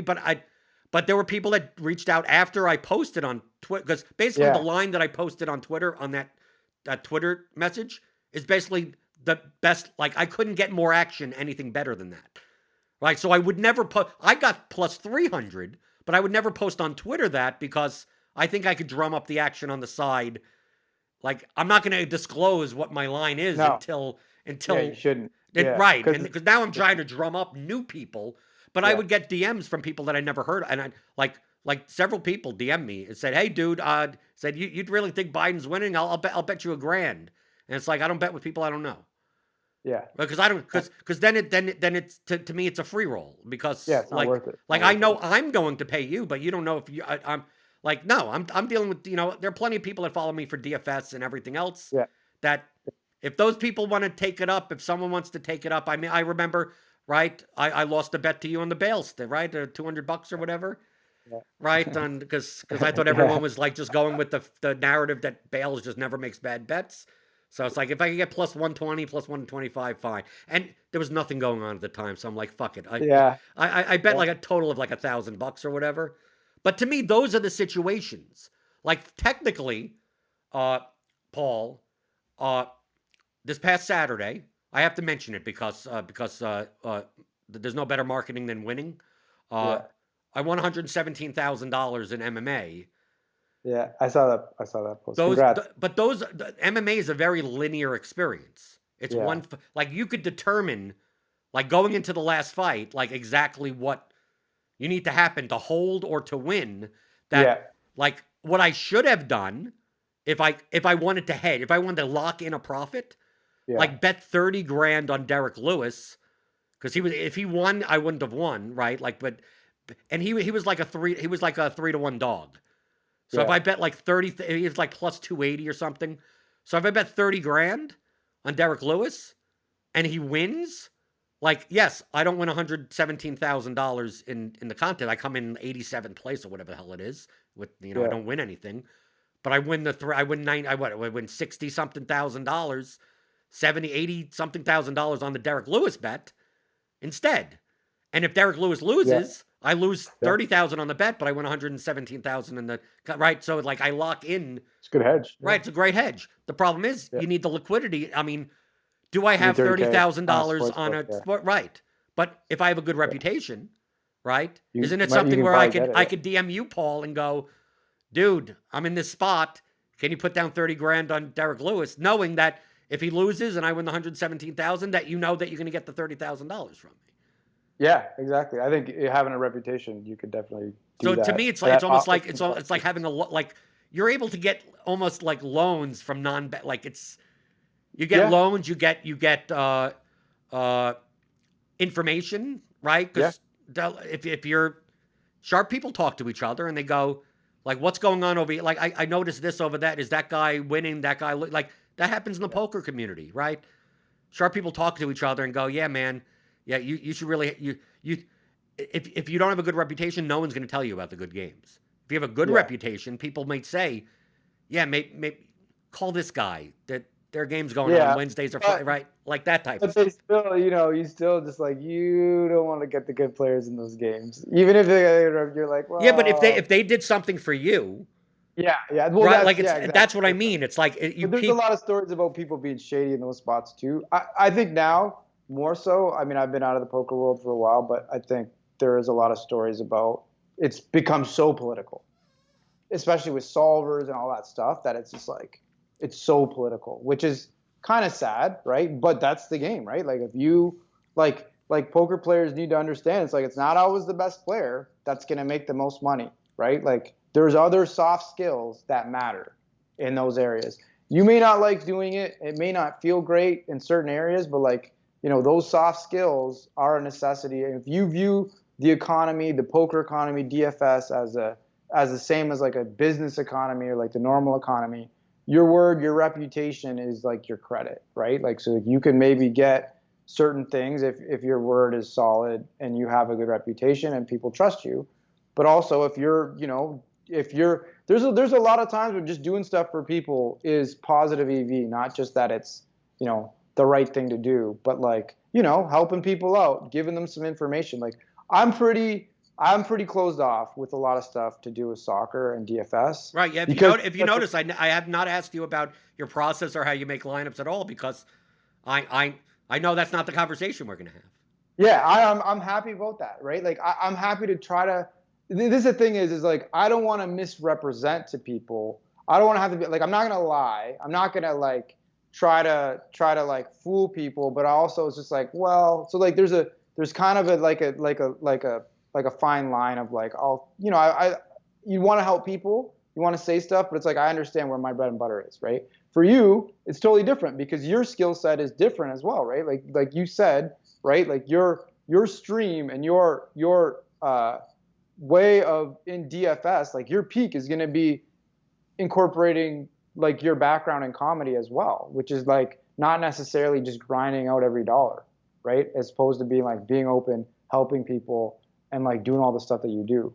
For me, I don't necessarily think that at this point that I'm going that way. So it's like, well, I'm a little bit more closed with certain things. Because I think in soccer, there's I've done stuff differently, and there's certain things that like I'd rather just kind of keep. Right. But over time, it's changed a lot. Right, it's very similar to Saramek. I mean, he's been on some, UK podcasts or whatever like that, and he says that he uses a model. He has his own. He discusses, the very high level. But I mean, he comes from the background of, like, he's not looking to be a public figure or anything like that. He'll help people out. He posts the golf, sharp percentages things because he plays the PGA or whatever. But at the end of the day, like, his bread and butter is PGA and soccer, and That's it. Red Code 85. We don't even know who the hell that even is. Yeah, we don't know who that is. Right. Right. But those are the people that that you can't blame them, right? Yeah. Like you come out. I mean, you at least you, I think very similar to like the get action, the poker type of mentality is that even though like you're not like helping people out for soccer DFS, you're still fairly active enough on Twitter that you're responding and joking around with people. I mean, if Davis Maddox says something stupid, you say, a little gift there and whatever. Like, it makes you more of a person. It makes, if people see you in the lobby, they're like, oh, it's you, right? Like I know, I've seen you on Twitter or whatever. You see Red Code 85 with the no avatar there. You're like it's the robot. It's the enigma. It's the guy who knows who this person is. Yeah, who is this? But that works for Red Code 85 because he doesn't give a shit. But for you, the soft skills include the Twitter. I mean, look at the Gilcast that Davis and Nate and Sammy Reed do for NFL. I don't know if you had to listen to that, where it's every Monday they basically say how horrible they've done. And Davis gets all his head-to-head action from the Gil. Yeah, Davis seems to get a ton of head-to-head out, and I think he gets a ton of head-to-head by just being a public personality and then just like bring it on. Levitan also for NFL. I mean, he says the same thing that you have ego players, right? And you must have experienced that in poker, where people know that you're a better player, but they're like, no, they're playing for ego. They don't care if they lose 9 out of 10 times, but they want the story of the 1 out of 10 times that they did beat. They beat the best player at the table. Yeah, and I don't mind giving that to them. I don't mind. We had a guy at the poker club that I ran, Glenn, horrible player, nice guy. He owned 3 restaurants in the area, and every so often he'd literally cater, like he'd call up and basically say, and they were high-end restaurants, like a high-end Thai place, and there'd be 30 people there, and he'd like literally call up the restaurant at before close and go make this and we'd all have Thai like. This is a good guy, horrible at poker, and he wasn't a high stakes play. I mean, he would lose a couple of hundred here and there, whatever. There was one hand that we always mentioned because he called me with ace high on a bluff at the end of a hand where I missed my flush, and he's not the type of person that would call with ace high, and he decided to call with and he got me. Yeah, I would say he came in maybe twice a week. I guarantee you 1 of the 2 times, if at the table or we were playing or something like that, he would mention it, and I would mention because that's the entertainment factor. That's what he plays for. He plays for that. So in DFS, it's very similar that people see your name or my name or Levitan's name or Davis's name or whoever you want to name. Yeah. Oh, I know that guy. I'm going to beat that guy. And a lot of times you'll get the shit talk on Twitter from random people like that, not realizing that even if you're like the worst player, I'm only like a 62% probably favorite over you anyway, right? Like, exactly. I can't believe I beat this guy. It's like, dude, in a head-to-head, like even if you were horrible, you're maybe a 30% dog, and like maybe, right? So it's like you see it in a Discord or something, or like in a RotoWire Discord or something like that, where they're basically like, yeah, I beat him, or I don't think he's that good, and this and that. Yeah, but isn't your job as an entertainment provider, if we go by that, like similar to poker, to not be the one to say, well, you played like shit and be like did not. You should be doing the nice answer instead of trying to explain the fact that in a head-to-head, you're never going to be that dramatically of a like. You're not going to. The worst DFS soccer player is not going to play you in head-to-heads 50 times and lose all 50 times. No. Right. It's just not going to happen unless you're submitting lineups with injured players in them. I mean, it's just not going to happen. It's not going to happen. It's not going to happen. But you're not going to. But to someone that wants to be on Twitter or wants to gloat in your DMs about beating you that one time, isn't that the same thing as that guy Glenn talking about the time he caught my like? You want that. You don't want to dispel that. Now, if you're teaching people like I do on this show or whatever, and so Like, understand the realism of head-to-heads is not like no one's a 99% favorite over anyone. But for the people that, if you want them to continue taking your head-to-heads, you shouldn't be pointing out. You should be going nice lineup, sir. You got me there. You look at the lineup and you look how bad it is, and you go, "Yep, I guess you got the 2 center back goals." Dude, can't beat you, right? I mean, like, good game, good game, right? Well done. I mean, I think a lot of people have a hard time with that. It's just like, just try to keep it in perspective. Like, everyone's motivations for playing these games is not the same. Money is just like the scoreboard, I guess, the way to keep track.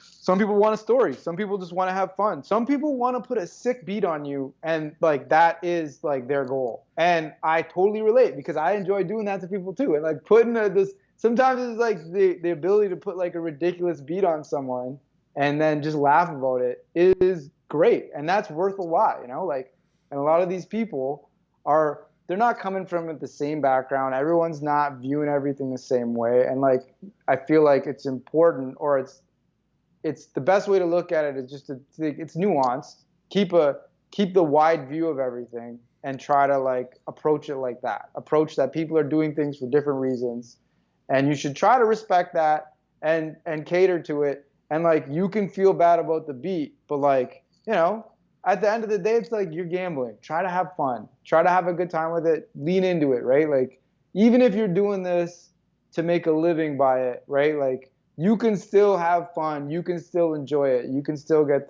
the thrill, the rush. I think for me personally, it's like, look, anybody I play with, like, it's going to be fair. You're going to be just playing just me. I'm not going to be like working with all these other people. There's nothing like. There's no collusion chat. There's no secret chat. Collusion. Yeah, there's no collusion. Yeah, but Paul, me and you sometimes have to. Do you remember that one time that was like maybe 3 or 4 years ago that me, you, and Max Crafter poop dollars? Okay, yeah. It was. I remember it was a slate with Arsenal. It was with the Sunday game with Cazorla. This is how good of a memory I have. Where it was like a 6-game slate or something, and all 3 of us had the same lineup. Yeah. But it was like the same, like, fit in the set piece. Like, as long as you chose the Arsenal set piece take, Cazorla, like, your lineup just almost built itself. And like someone on Twitter is like ranting and raving, like in our mentions, going, you know, you guys are colluding or whatever. Like, and I had to respond because other people see it, so I need to respond because I care about my reputation. I go, dude, I literally have never spoken to these people in my entire life. This is before we never even had a DM discussion. It's like I've never. It's like, dude, like, but it's a 6-game slate. How do you all 3 have the same cash lineup? Because we're all skillful players, and we had right. And I look at Saramek's lineup and go, oh, he has the lineup that I would have played if I didn't play Cazorla in this line. Like. People don't seem to me, that tilts people. To me, that's a big detriment. I mean, I've expressed it to DraftKings on the Voice of the Player Committee, which is a glorified, focus group, but they don't necessarily listen to us. That the perception is like, I don't even like that as a perception, but it's hard to get away when we have soft salaries on FanDuel for NFL. Yeah. And like half the people you follow on Twitter, we all have the same lineup. And it's like, and it's not even a lineup that, like, it's not the blitz optimal. It's not like an awesome like, it's just that if you did everything in your head, like, this comes out to 60,000, and because there's 4 players that are so mispriced that, like, you're obviously paying up for this guy. You're out, like, and then 44 people have the same lineup, and then there are people on Reddit that are like, this game is rigged. These are all bot accounts. They're all, they're multi-accounting. And then we're saying, no, it's an obvious lineup. And they don't get the fact it's only obvious because we're skillful players. So we could see that it's obvious. And all the skillful players are like, what did he, but the perception of that is bad. Don't you agree that the perception of that is bad for the ecosystem? The perception is just as bad as it happening. Well, I mean, no. I mean, they're going to believe it's happening even if it's even when it's not. Yeah, in terms of like the So, I mean, obviously it happens to some degree in like high stakes stuff. Mostly in like the 3-mans type. The 3-mans is like the really big problem, and there is ways you could see that, like, there are certain people that may do that. But it is really not like a lot of the stuff, the perception and the stuff that gets brought up is just like, it's bad. It's a bad look. These players are going to feel like that, whether it's true or not. Just like everyone thought online was totally rigged, you know? And Right. it doesn't matter. It hurts the game. So like if you can avoid it, you want to avoid it. And if the game and the site's putting up really soft pricing is going to lead to that. And you're going to hurt those players are not going to want to play because they're going to feel cheated. And anyone who feels cheated, whether it be accurate or not, is going to feel and is going to react like that. A lot of these are not sharp and can't necessarily tell that, feel like they're being cheated and they don't like it. And I get it, you know, like every couple months, like there will be some overlap and I'll be called a cheater and I don't like it. And I call it out right away because it's not, and like people that play at that level or anybody that plays high stakes can easily know that like I never overlap. Right. Well, that's the whole time. It happens time to time, but that's the thing that I point out. Like I responded to something on the Rotogrinders forums. This was a while ago. Where people were someone was saying it's like this guy's colluding with that guy. Like they're all cheating, and I'm like, well, if you think that these three guys are cheating, well, these 10 guys are playing those three guys for tens of thousands of dollars, and they don't seem to have a problem with it. So it's in there. If the high stakes people thought that these three people were cheating, they'd be the first ones to be screaming bloody murder, not guys that have not that you're playing $1 contests or whatever. So I said, but just based on like just Occam's razor, like if I'm in a lobby playing $10,000 head-to-heads and $10,000 three-mans with people that I believe are cheating, either one, I will stop playing, or I will try to get them banned. They would be the ones that make the awareness of it. So if anything, ask the people that are affected the most by it. And when they're going, no, no, you know, I see different line. They don't seem to have a problem with it. So if they don't seem to have a problem with it, then shouldn't the assumption be that they're probably nothing's going on, right? Because the people that are losing if they're losing the most money, they would be the ones to. I mean, to me that's obvious. To me that sounds obvious.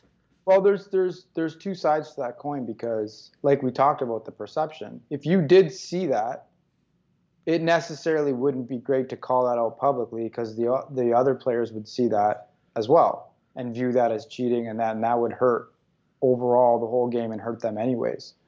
I think the sharpest collusion, the collusion that like a lot of the more casual players are worrying about is not really even hurting them that much, I guess. Like if they're just like all the same lineup in all the cash games and it's all that overlap.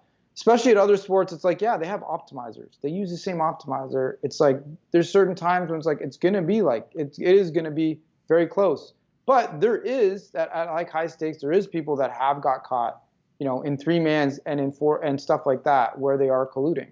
You can't. But the thing is like there is a line of like what is cheating and what is like ethically gray, but not necessarily cheating by the rules or is unenforceable, right? Right. And I think the point is like don't even worry about it. If it's unenforceable and it's gray, it's like it's still like there's nothing they're gonna do, right? It doesn't make sense even necessarily to call it out. But I mean, the sharpest colluding would be that they're basically never overlapping. Not that they're overlapping; it's the opposite. Right. They go after the wrong like no. Yeah, they're going after the wrong thing. Right. If they have this, once you see two players that have the same lineup in the three-man, they can't possibly be colluding because they'd be either they're the dumbest colluders.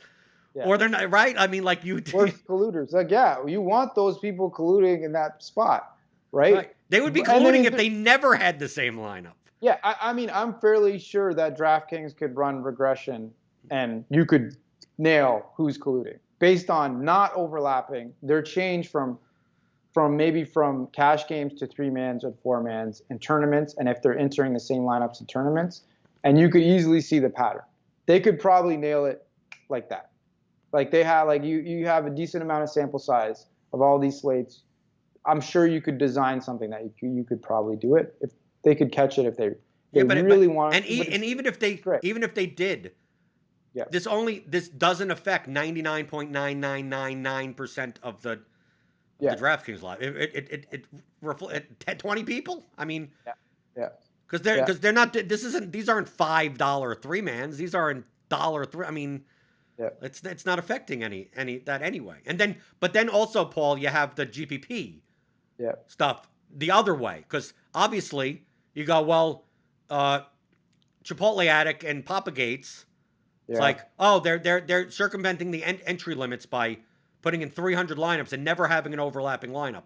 And every time I see that, and it's at least, no, they're not even playing that much MLB anymore. Like it comes from the same mentality of 150 line. You can't lose with 150 lineups. It's like on an MLB slate, on an NFL slate, on an NBA slate with with 10 games or whatever.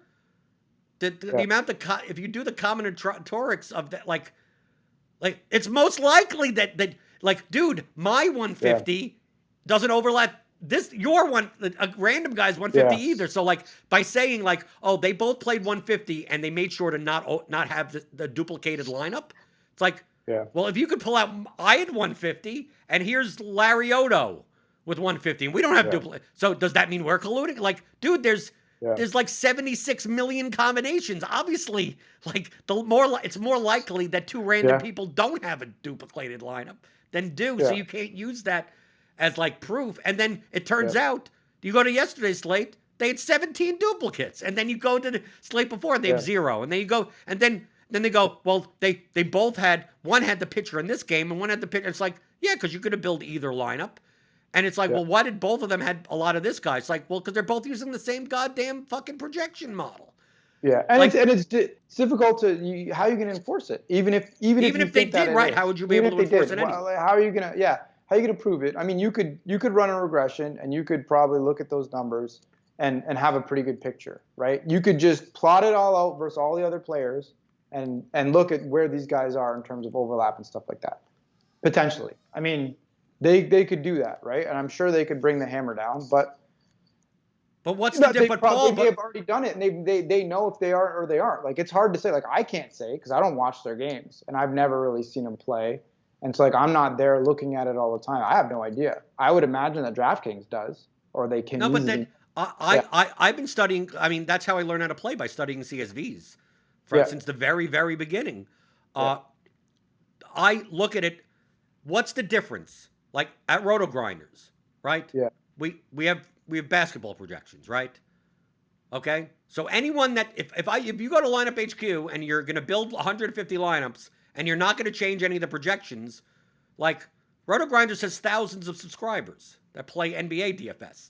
Like, depending on how much, now you have to make the decision how much certain people you have and what type of lineups you're building, what type of groups you're making, like all type of stuff. But the core numbers that the optimizer is going by, median-wise, is going to be the same for thousands of people.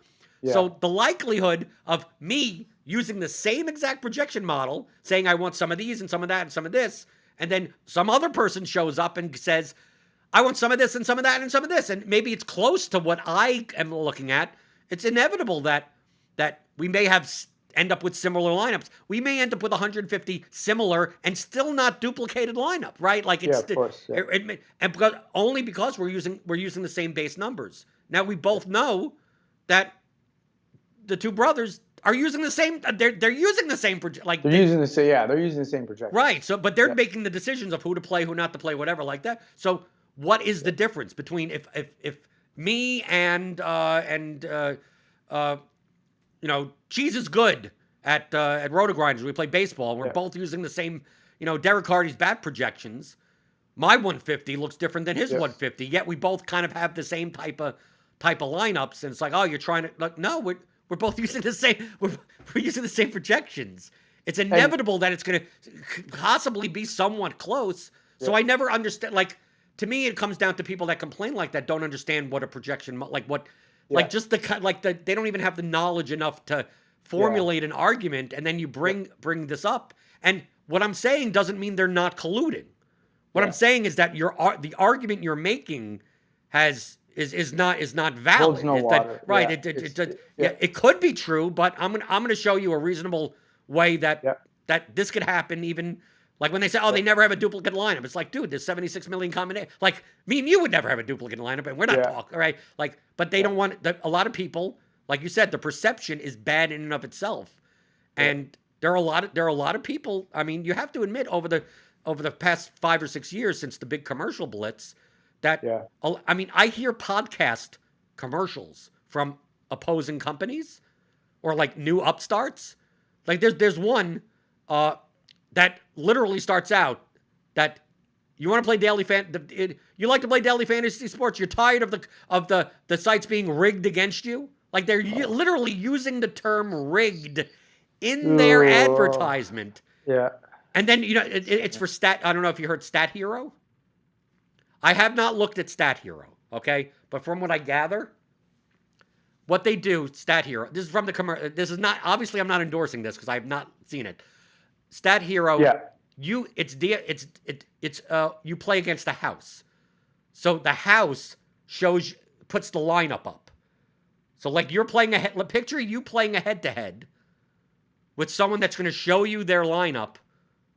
They give you the lineup? No, they give you the lineup that you're competing against.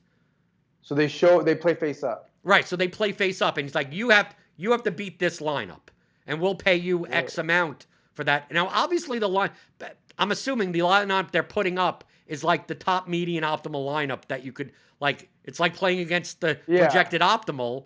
So mathematically, if their model is more accurate than the average user, like you're always going to be a slight underdog. Like that's where they get their VIG. I mean, that's pretty much where the VIG comes from. So it feels like, and if you beat them, they will. And if you beat them consistently, they will block you. They will probably ban you. Right? They'll probably ban you. They'll probably ban you. But their whole argument is that, well, are you tired playing against people that have tools and more time than tools and algorithms and computer bot? They mention all this but they cut the first line is, are you tired of the sites being rigged against you? So it's like if people actually, but the thing is that that's a very appealing good copy. Yeah. Because people do believe that. A lot of people do. Yeah, that's a very interesting angle, actually. Like, it's kind of interesting. I mean, it's a little bit, it's tongue in cheek for them to say tired of getting rigged. But yeah, I mean, people are generally not the brightest in lots of areas, like, there's a lot of reasons why stuff is profitable, and like we are probably dealing in a lot of times with a higher caliber of person thinking in DFS and poker and stuff like that. And like some of these guys that are real smart still do real, bad things. And like, can you imagine? Yeah. And like poker, right? Like everyone believes it's rigged. People generally don't want to take ownership for their mistakes, why they lost money and why they did stuff, right? Like, so there's a big subset that are going to easily take the easy narrative that fits why they lost. It's rigged. It's this, it's that. And we know it's like, no, it's not. You're maybe not great. Or it's just that like, maybe you are. But like, maybe you're on absolute poker and it actually is rigged. Yeah, maybe that's the fucked up thing. Is that right. Like, well, that's what I'm saying. Back then, maybe you're on maybe you have to. Right, you remember that account on absolute poker? That was a thing back in the day. Yeah, and this is the thing is, right? It's like they ran a huge regression and they plotted it out, and it's like, yes, like I believe in math and science. This is cheating, right? Right. No one could be that optimal. No one. Like it's like the whole thing is like no one is ever going to be that good. Like that is the most compelling argument for me, right? Like science, data. There's a lot of people that just like, there's a bunch of examples we could use right now, right? Like I don't want to get into coronavirus. There's a lot of people that are using some really stupid arguments, and there's a lot of data and science from multiple sources that is decentralized that is saying something different. So, there's a lot of ways to profit from people not doing, let's say, the optimal thing. And so like I could see why they leaned into that, even though like long term, like that's not the great strategy, because you're in daily fantasy and you are basically like acknowledging that it's rigged is just, I don't know. But they're not really in daily fantasy. They're more in to me they're more in the space that is in between, like Monkey Knife Fight or Prize Picks. And those to me, Paul, you bet on sports, right? You're a sports bettor. I do, but not a ton. But you know enough about the math, right? Yeah. to me, they're the most predatory companies. Yeah. I don't know if you've taken a look at those types of site, like I'm not familiar with them. it's basically like it's all prop based betting, but it's prop parlays. Okay. So so essentially, what they will give you is like, okay, in MLB, you get to pick a game. You have to pick 2 players that hit a home run in this game, and we'll pay you 2-1. So they're just giving them terrible odds. Right. Well, it's all obfuscated. So, like in MMA, for instance, what they'll show a significant strike numbers. They'll show, and this fight, here's the over/under. It's 80 for this fighter and 60 for the other fighter. You have to do up and down for 2 of them, and you get paid 2.5-1. Now, assuming that the lines are efficient, they should be paying you 3-1, right? Because it's a 50-50 so it's 25%. That's 3-1. They're paying you 2.5-1. So, depending on the bets on the lines that they have, though sometimes the lines are off, but is the line ever going to be that off that you could make the difference of a 20-something% hold? Like you can't. You're not. Like even if the line is off by a lot, now you're going to be break even long term. So that's why I look at these things and I go like, dude. I looked at because I was looking at Monkey Knife Fight and looking like, okay, if you pay, there was one you get paid. I think it was 8-1 if you pick out 3 home runs in this game, and I'm like, and you get to pick any 3 players. Yeah. And then all I did was I went to the just a DraftKings sports book, just like a regular retail book, like horrible lines, Yeah. And I'm like, what are the home run odds of the top 3 players in the game, the highest odds players? Yeah. And if you put all 3 together in a parlay, it would pay 16-1. Right? But to me that's more predatory than what Stat Hero is doing. It's like they're obfuscating the odds so much, and they're like people just don't. It looks like this looks like a fair bet, but it's really not. That's way more predatory for sure. I mean, Stats Hero. I mean, from that concept is like, I think it's not. It's kind of just like bad for their own business of what they said about like Tyler playing rigged. I guess because that can come back to bite you because you're basically acknowledging that like in these spaces there is rigged.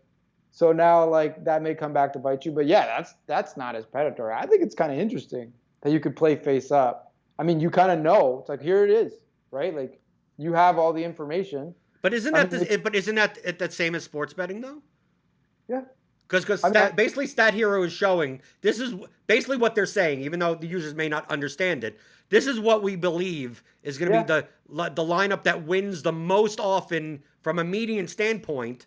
And if you could beat it, if you have skill enough to beat that, obviously we may start limiting you. But isn't what the sportsbook doing is going, we have Liverpool minus 265. If you believe that they should be a bigger favorite, then you should be betting on this, right? Like, right? Isn't it the same thing? It's just it's using a DFS lineup. Yeah, they're basically just kind of tweaking it a little bit, incorporating DFS, and basically like at least it's like here, if you think you can beat it, beat it. I mean. Yeah, that doesn't sound super scummy. I mean, I guess. No, it doesn't. I don't like the ad. When the advertisements, when people relate to the fact that some agency or some company said, because it's good copy. Because I've been in marketing, and I'm like, yeah, you're right. A lot of people think DFS is rigged. So how are we going to say play DFS to the people that already think it's rigged? Like, well, let's do it this way. It's like, no, that works. There's a lot of money in leaning into people's, biases that are maybe, way off. But we see it in politics all the time. Yeah, I mean, politics is just it's gotten. I mean, it's been like that forever, but it's gotten further and further off the rails where people are just embracing it more and more. That it's just like, let's just lean into the craziness. Last question: as a gambler, purely thinking as a gambler. Do you really think it was that like morbid of me to bet on COVID deaths? I bet on him too. I mean, I bet a bunch of too. We both did. Yeah, I It's like, did. no, you betted on it also. Yeah, I mean, look. I mean, Because I've got a lot of shit for that. People are like, what I don't now think you're that's. rooting for debt. I'm like, no, someone made a bad line and I took advantage of it. I don't think that's fair. I mean, I bet on it. Look, I think that was wrong. It's like, man, I bet against my interests all the time. You know, like I don't, I don't want it to happen. But like, yeah, the lines that people were putting on for COVID deaths were insane. And like, yeah, I did bet on it. People were like, well, that's this, that's that. I don't want to do it. I'm just like, okay, like what I definitely want to lose this bet, but like I know that this is good value. Like, what am I supposed to do? I don't Right, think but you're a gambler. What are you supposed to do? It's yeah, it's I mean, too good I'm betting value. on stuff I don't want all the time. Like, it doesn't mean I'm not gonna do anything. Like, I have no power over this outcome, right? Right. And Imagine. like, I told people. Imagine if I live in Louisville, which is a fairly big city, and and if someone came up to if I came up to you and said, yeah, I'll bet you I'll give you 1,000,000 to 1 that no one dies from a car crash today in Louisville, yeah, and all you have to do is bet $1. And if someone dies in a yeah, car crash today in Louisville, I'll give you $1,000,000. Now, that someone dies in a car crash in Louisville like once every other day, like you'd yeah. be Of course, you do. Yeah. stupid not to take that bet, even though Not, you'd need something bad to happen. But what you're telling me that you should never take that bet either because someone's gonna die and you're gonna profit off of it. Like, dude, if someone's what? If, you're profiting off of the other stupid person giving you that bet, not the yeah, person dying. I have no like. This thing is like I get shit from my friends, like friends I play soccer with about like my opinions and like my views towards soccer because they're basically they just view like, oh, like he's a whore, he goes for this or that. I'm just like, listen, man, like I have to be objective if I'm basically like what I want doesn't really like I can't change what I want, so I'm gonna bet on what I think is profitable. Like I can separate out the two.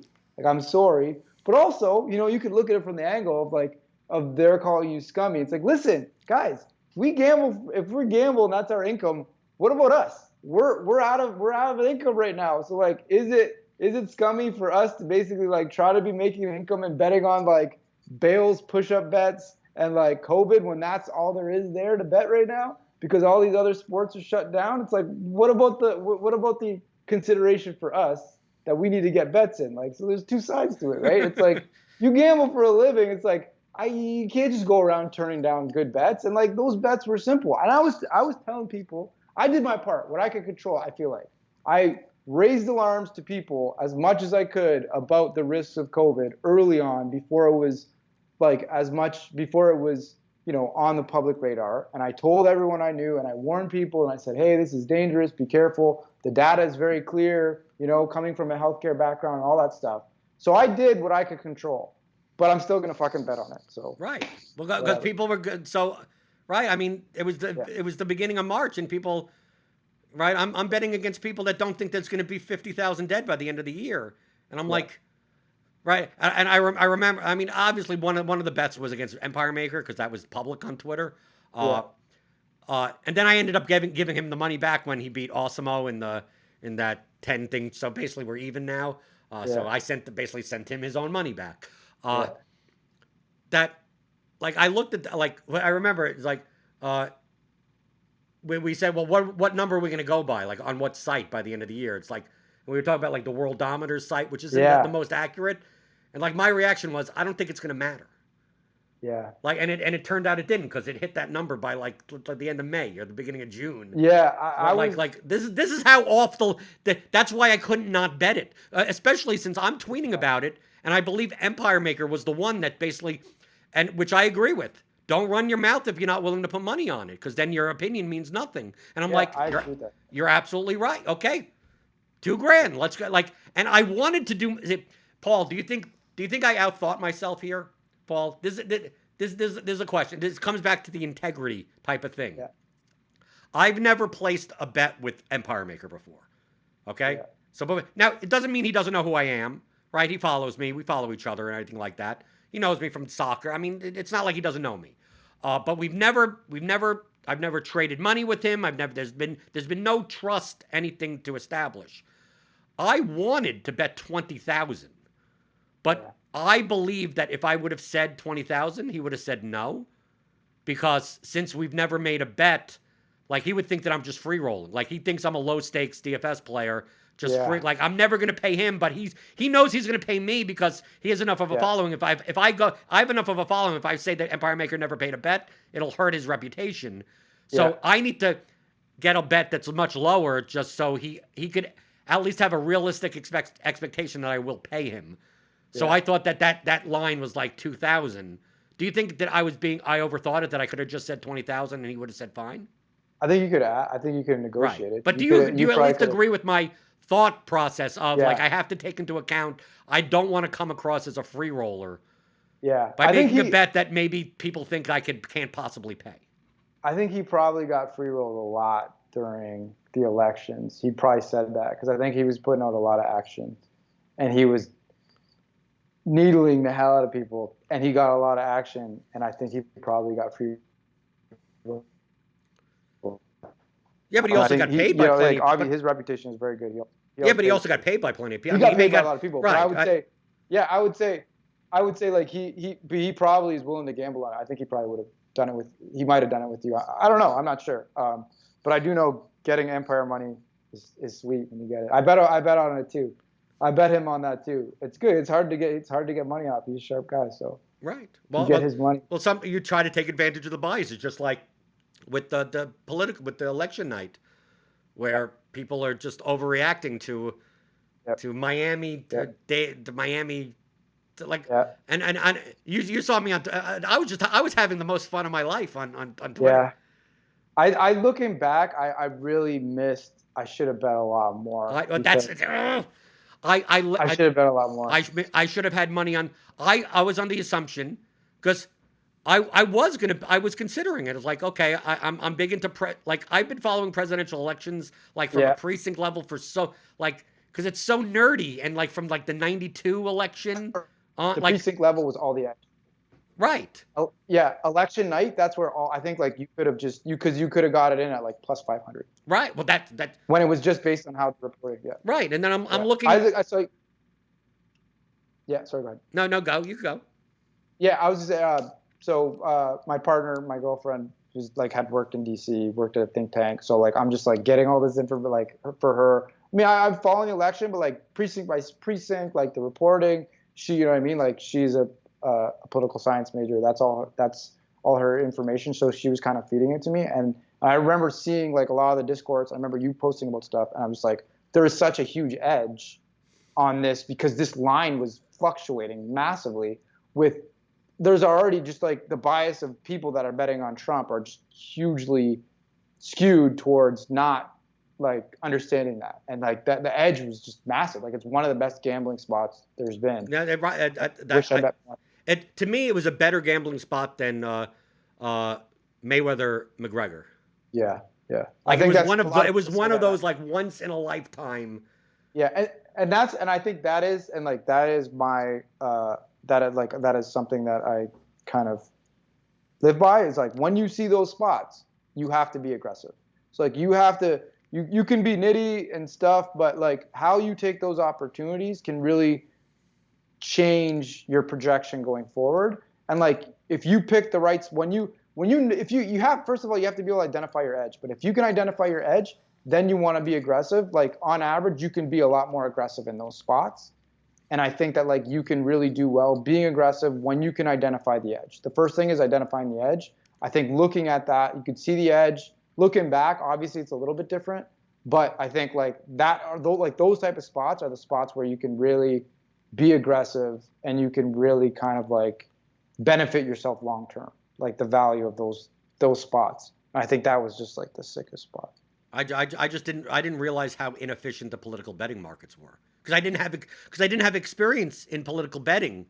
That's the main reason I had to bet with other people on Twitter. Like I couldn't get money on. I mean.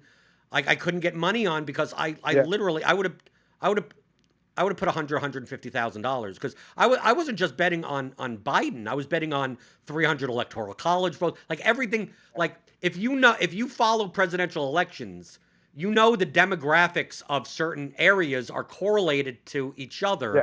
So you could say if what did the results come in 4 years ago in this area. What are they coming in now with 88% of the precincts? And you know that but for Trump, Trump's going to capture more of the older vote. And if this age demographic is coming in lower, if for him and more for Biden, it's going to affect this spot in Philadelphia. It's going to this spot in Arizona, this spot in North Carolina. And then once you start playing with that, you go, oh, if he loses this by if he loses this, instead of getting 70%, he gets 67%.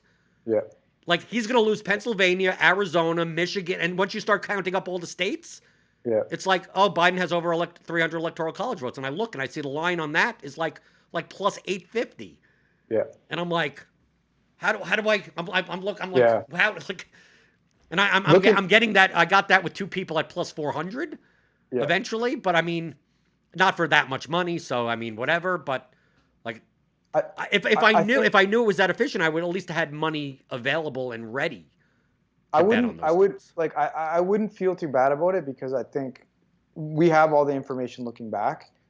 That was a totally different scenario than every other election because of the Trump factor, because of like the distrust. Like wrongfully placed distrust in pollsters from the previous election with Hillary Clinton, that all these people didn't understand that Nate Silver got it correct, which within the margin of error. Right. That it created this atmosphere of like these people that basically like are just believing whatever Trump says. Trump is saying this. It's almost like a cult that they're basically like bought into all that. And it's also confirmation bias of they're cherry picking all the information that looks good and disregarding the 97% that says otherwise. Yeah, but the problem is they don't even know how to disseminate this information that's coming in. So they see, oh, Trump got 80% in like this suburb of all white, people in the South, and like they're like, oh, he's a huge favorite, and the line moves out, and they're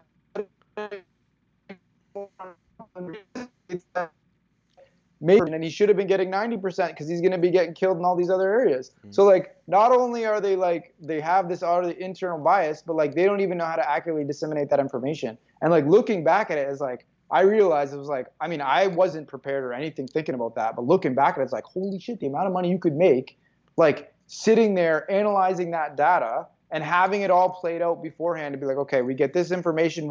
You had information that gave you more of an edge, but the book was moving the opposite direction because all of these people were misinterpreting it, and then all these other people had basically like PTSD from 4 years ago of like, oh my God, it's happening again, and it just created this really weird situation that was massively profitable if you were prepared for it. Paul, people were betting on Trump a week after the election.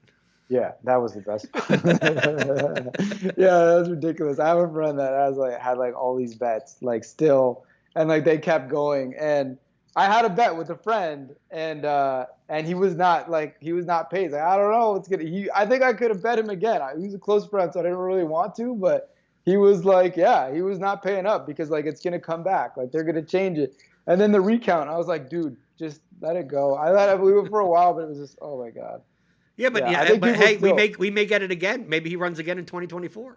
We might. I don't think it'll be exactly the same because I think people will be prepared. Betting lines at least will be prepared. But yeah, I think it'll still be profitable if Trump runs. I think whoever runs, it's going to be profitable because there's just a subset that have like completely disassociated from anything science and anything data driven that are going to be soft. So I think either way it's going to be soft. But I think that was like the all-time. So maybe, you know what? Maybe let's talk before the next election. We'll get a model. We'll do something. We'll get some money, and we'll basically just try to see if we can smash it. Sounds good to me. And we could do the same the next pandemic. Yeah. No, we can't even. No, now we're cheering for a pandemic. Come on, man. Right? We can't do that. We can't do that. Right. I hope another pandemic comes 10 years from now, so I can make some more money. Right. Well, I think you could still bet on the pandemic now, just like you could on the Trump thing, and they probably they think that they're not real deaths. Oh, I have to bet on the vaccines. Yeah, the vaccine. Yeah, actually, the vaccine. Yeah, I mean that one would be interesting. Okay, so pew on Twitter. I'm assuming the one with the one E is taken, and that's why you have to do all those E's.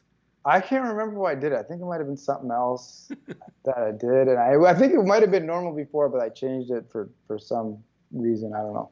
I don't want my Twitter account Googleable or something. I can't remember why. So you want to be, so even though you want to be hidden, you have no problem coming on this show for 2 hours but it's still, what did people learn from you, really? Did you give away anything that, no, you didn't, right? No, I don't think so. No, I mean, I'm sure there's stuff that like is all the stuff I'm talking about is all out there. I don't think there's anything. Right, but this is not gonna, this for the first EPL slate coming up on Saturday, like this did not get everyone a hint on. Will you be playing? What Aston Villa midfield forward player are you going to be playing? And what Southampton player will be taking set pieces? True. I mean, even if you asked me, I couldn't tell you because I haven't even started doing any research. Right. It's so hard. Like the first thing, it's like, oh, James Ward-Prowse is not going to be.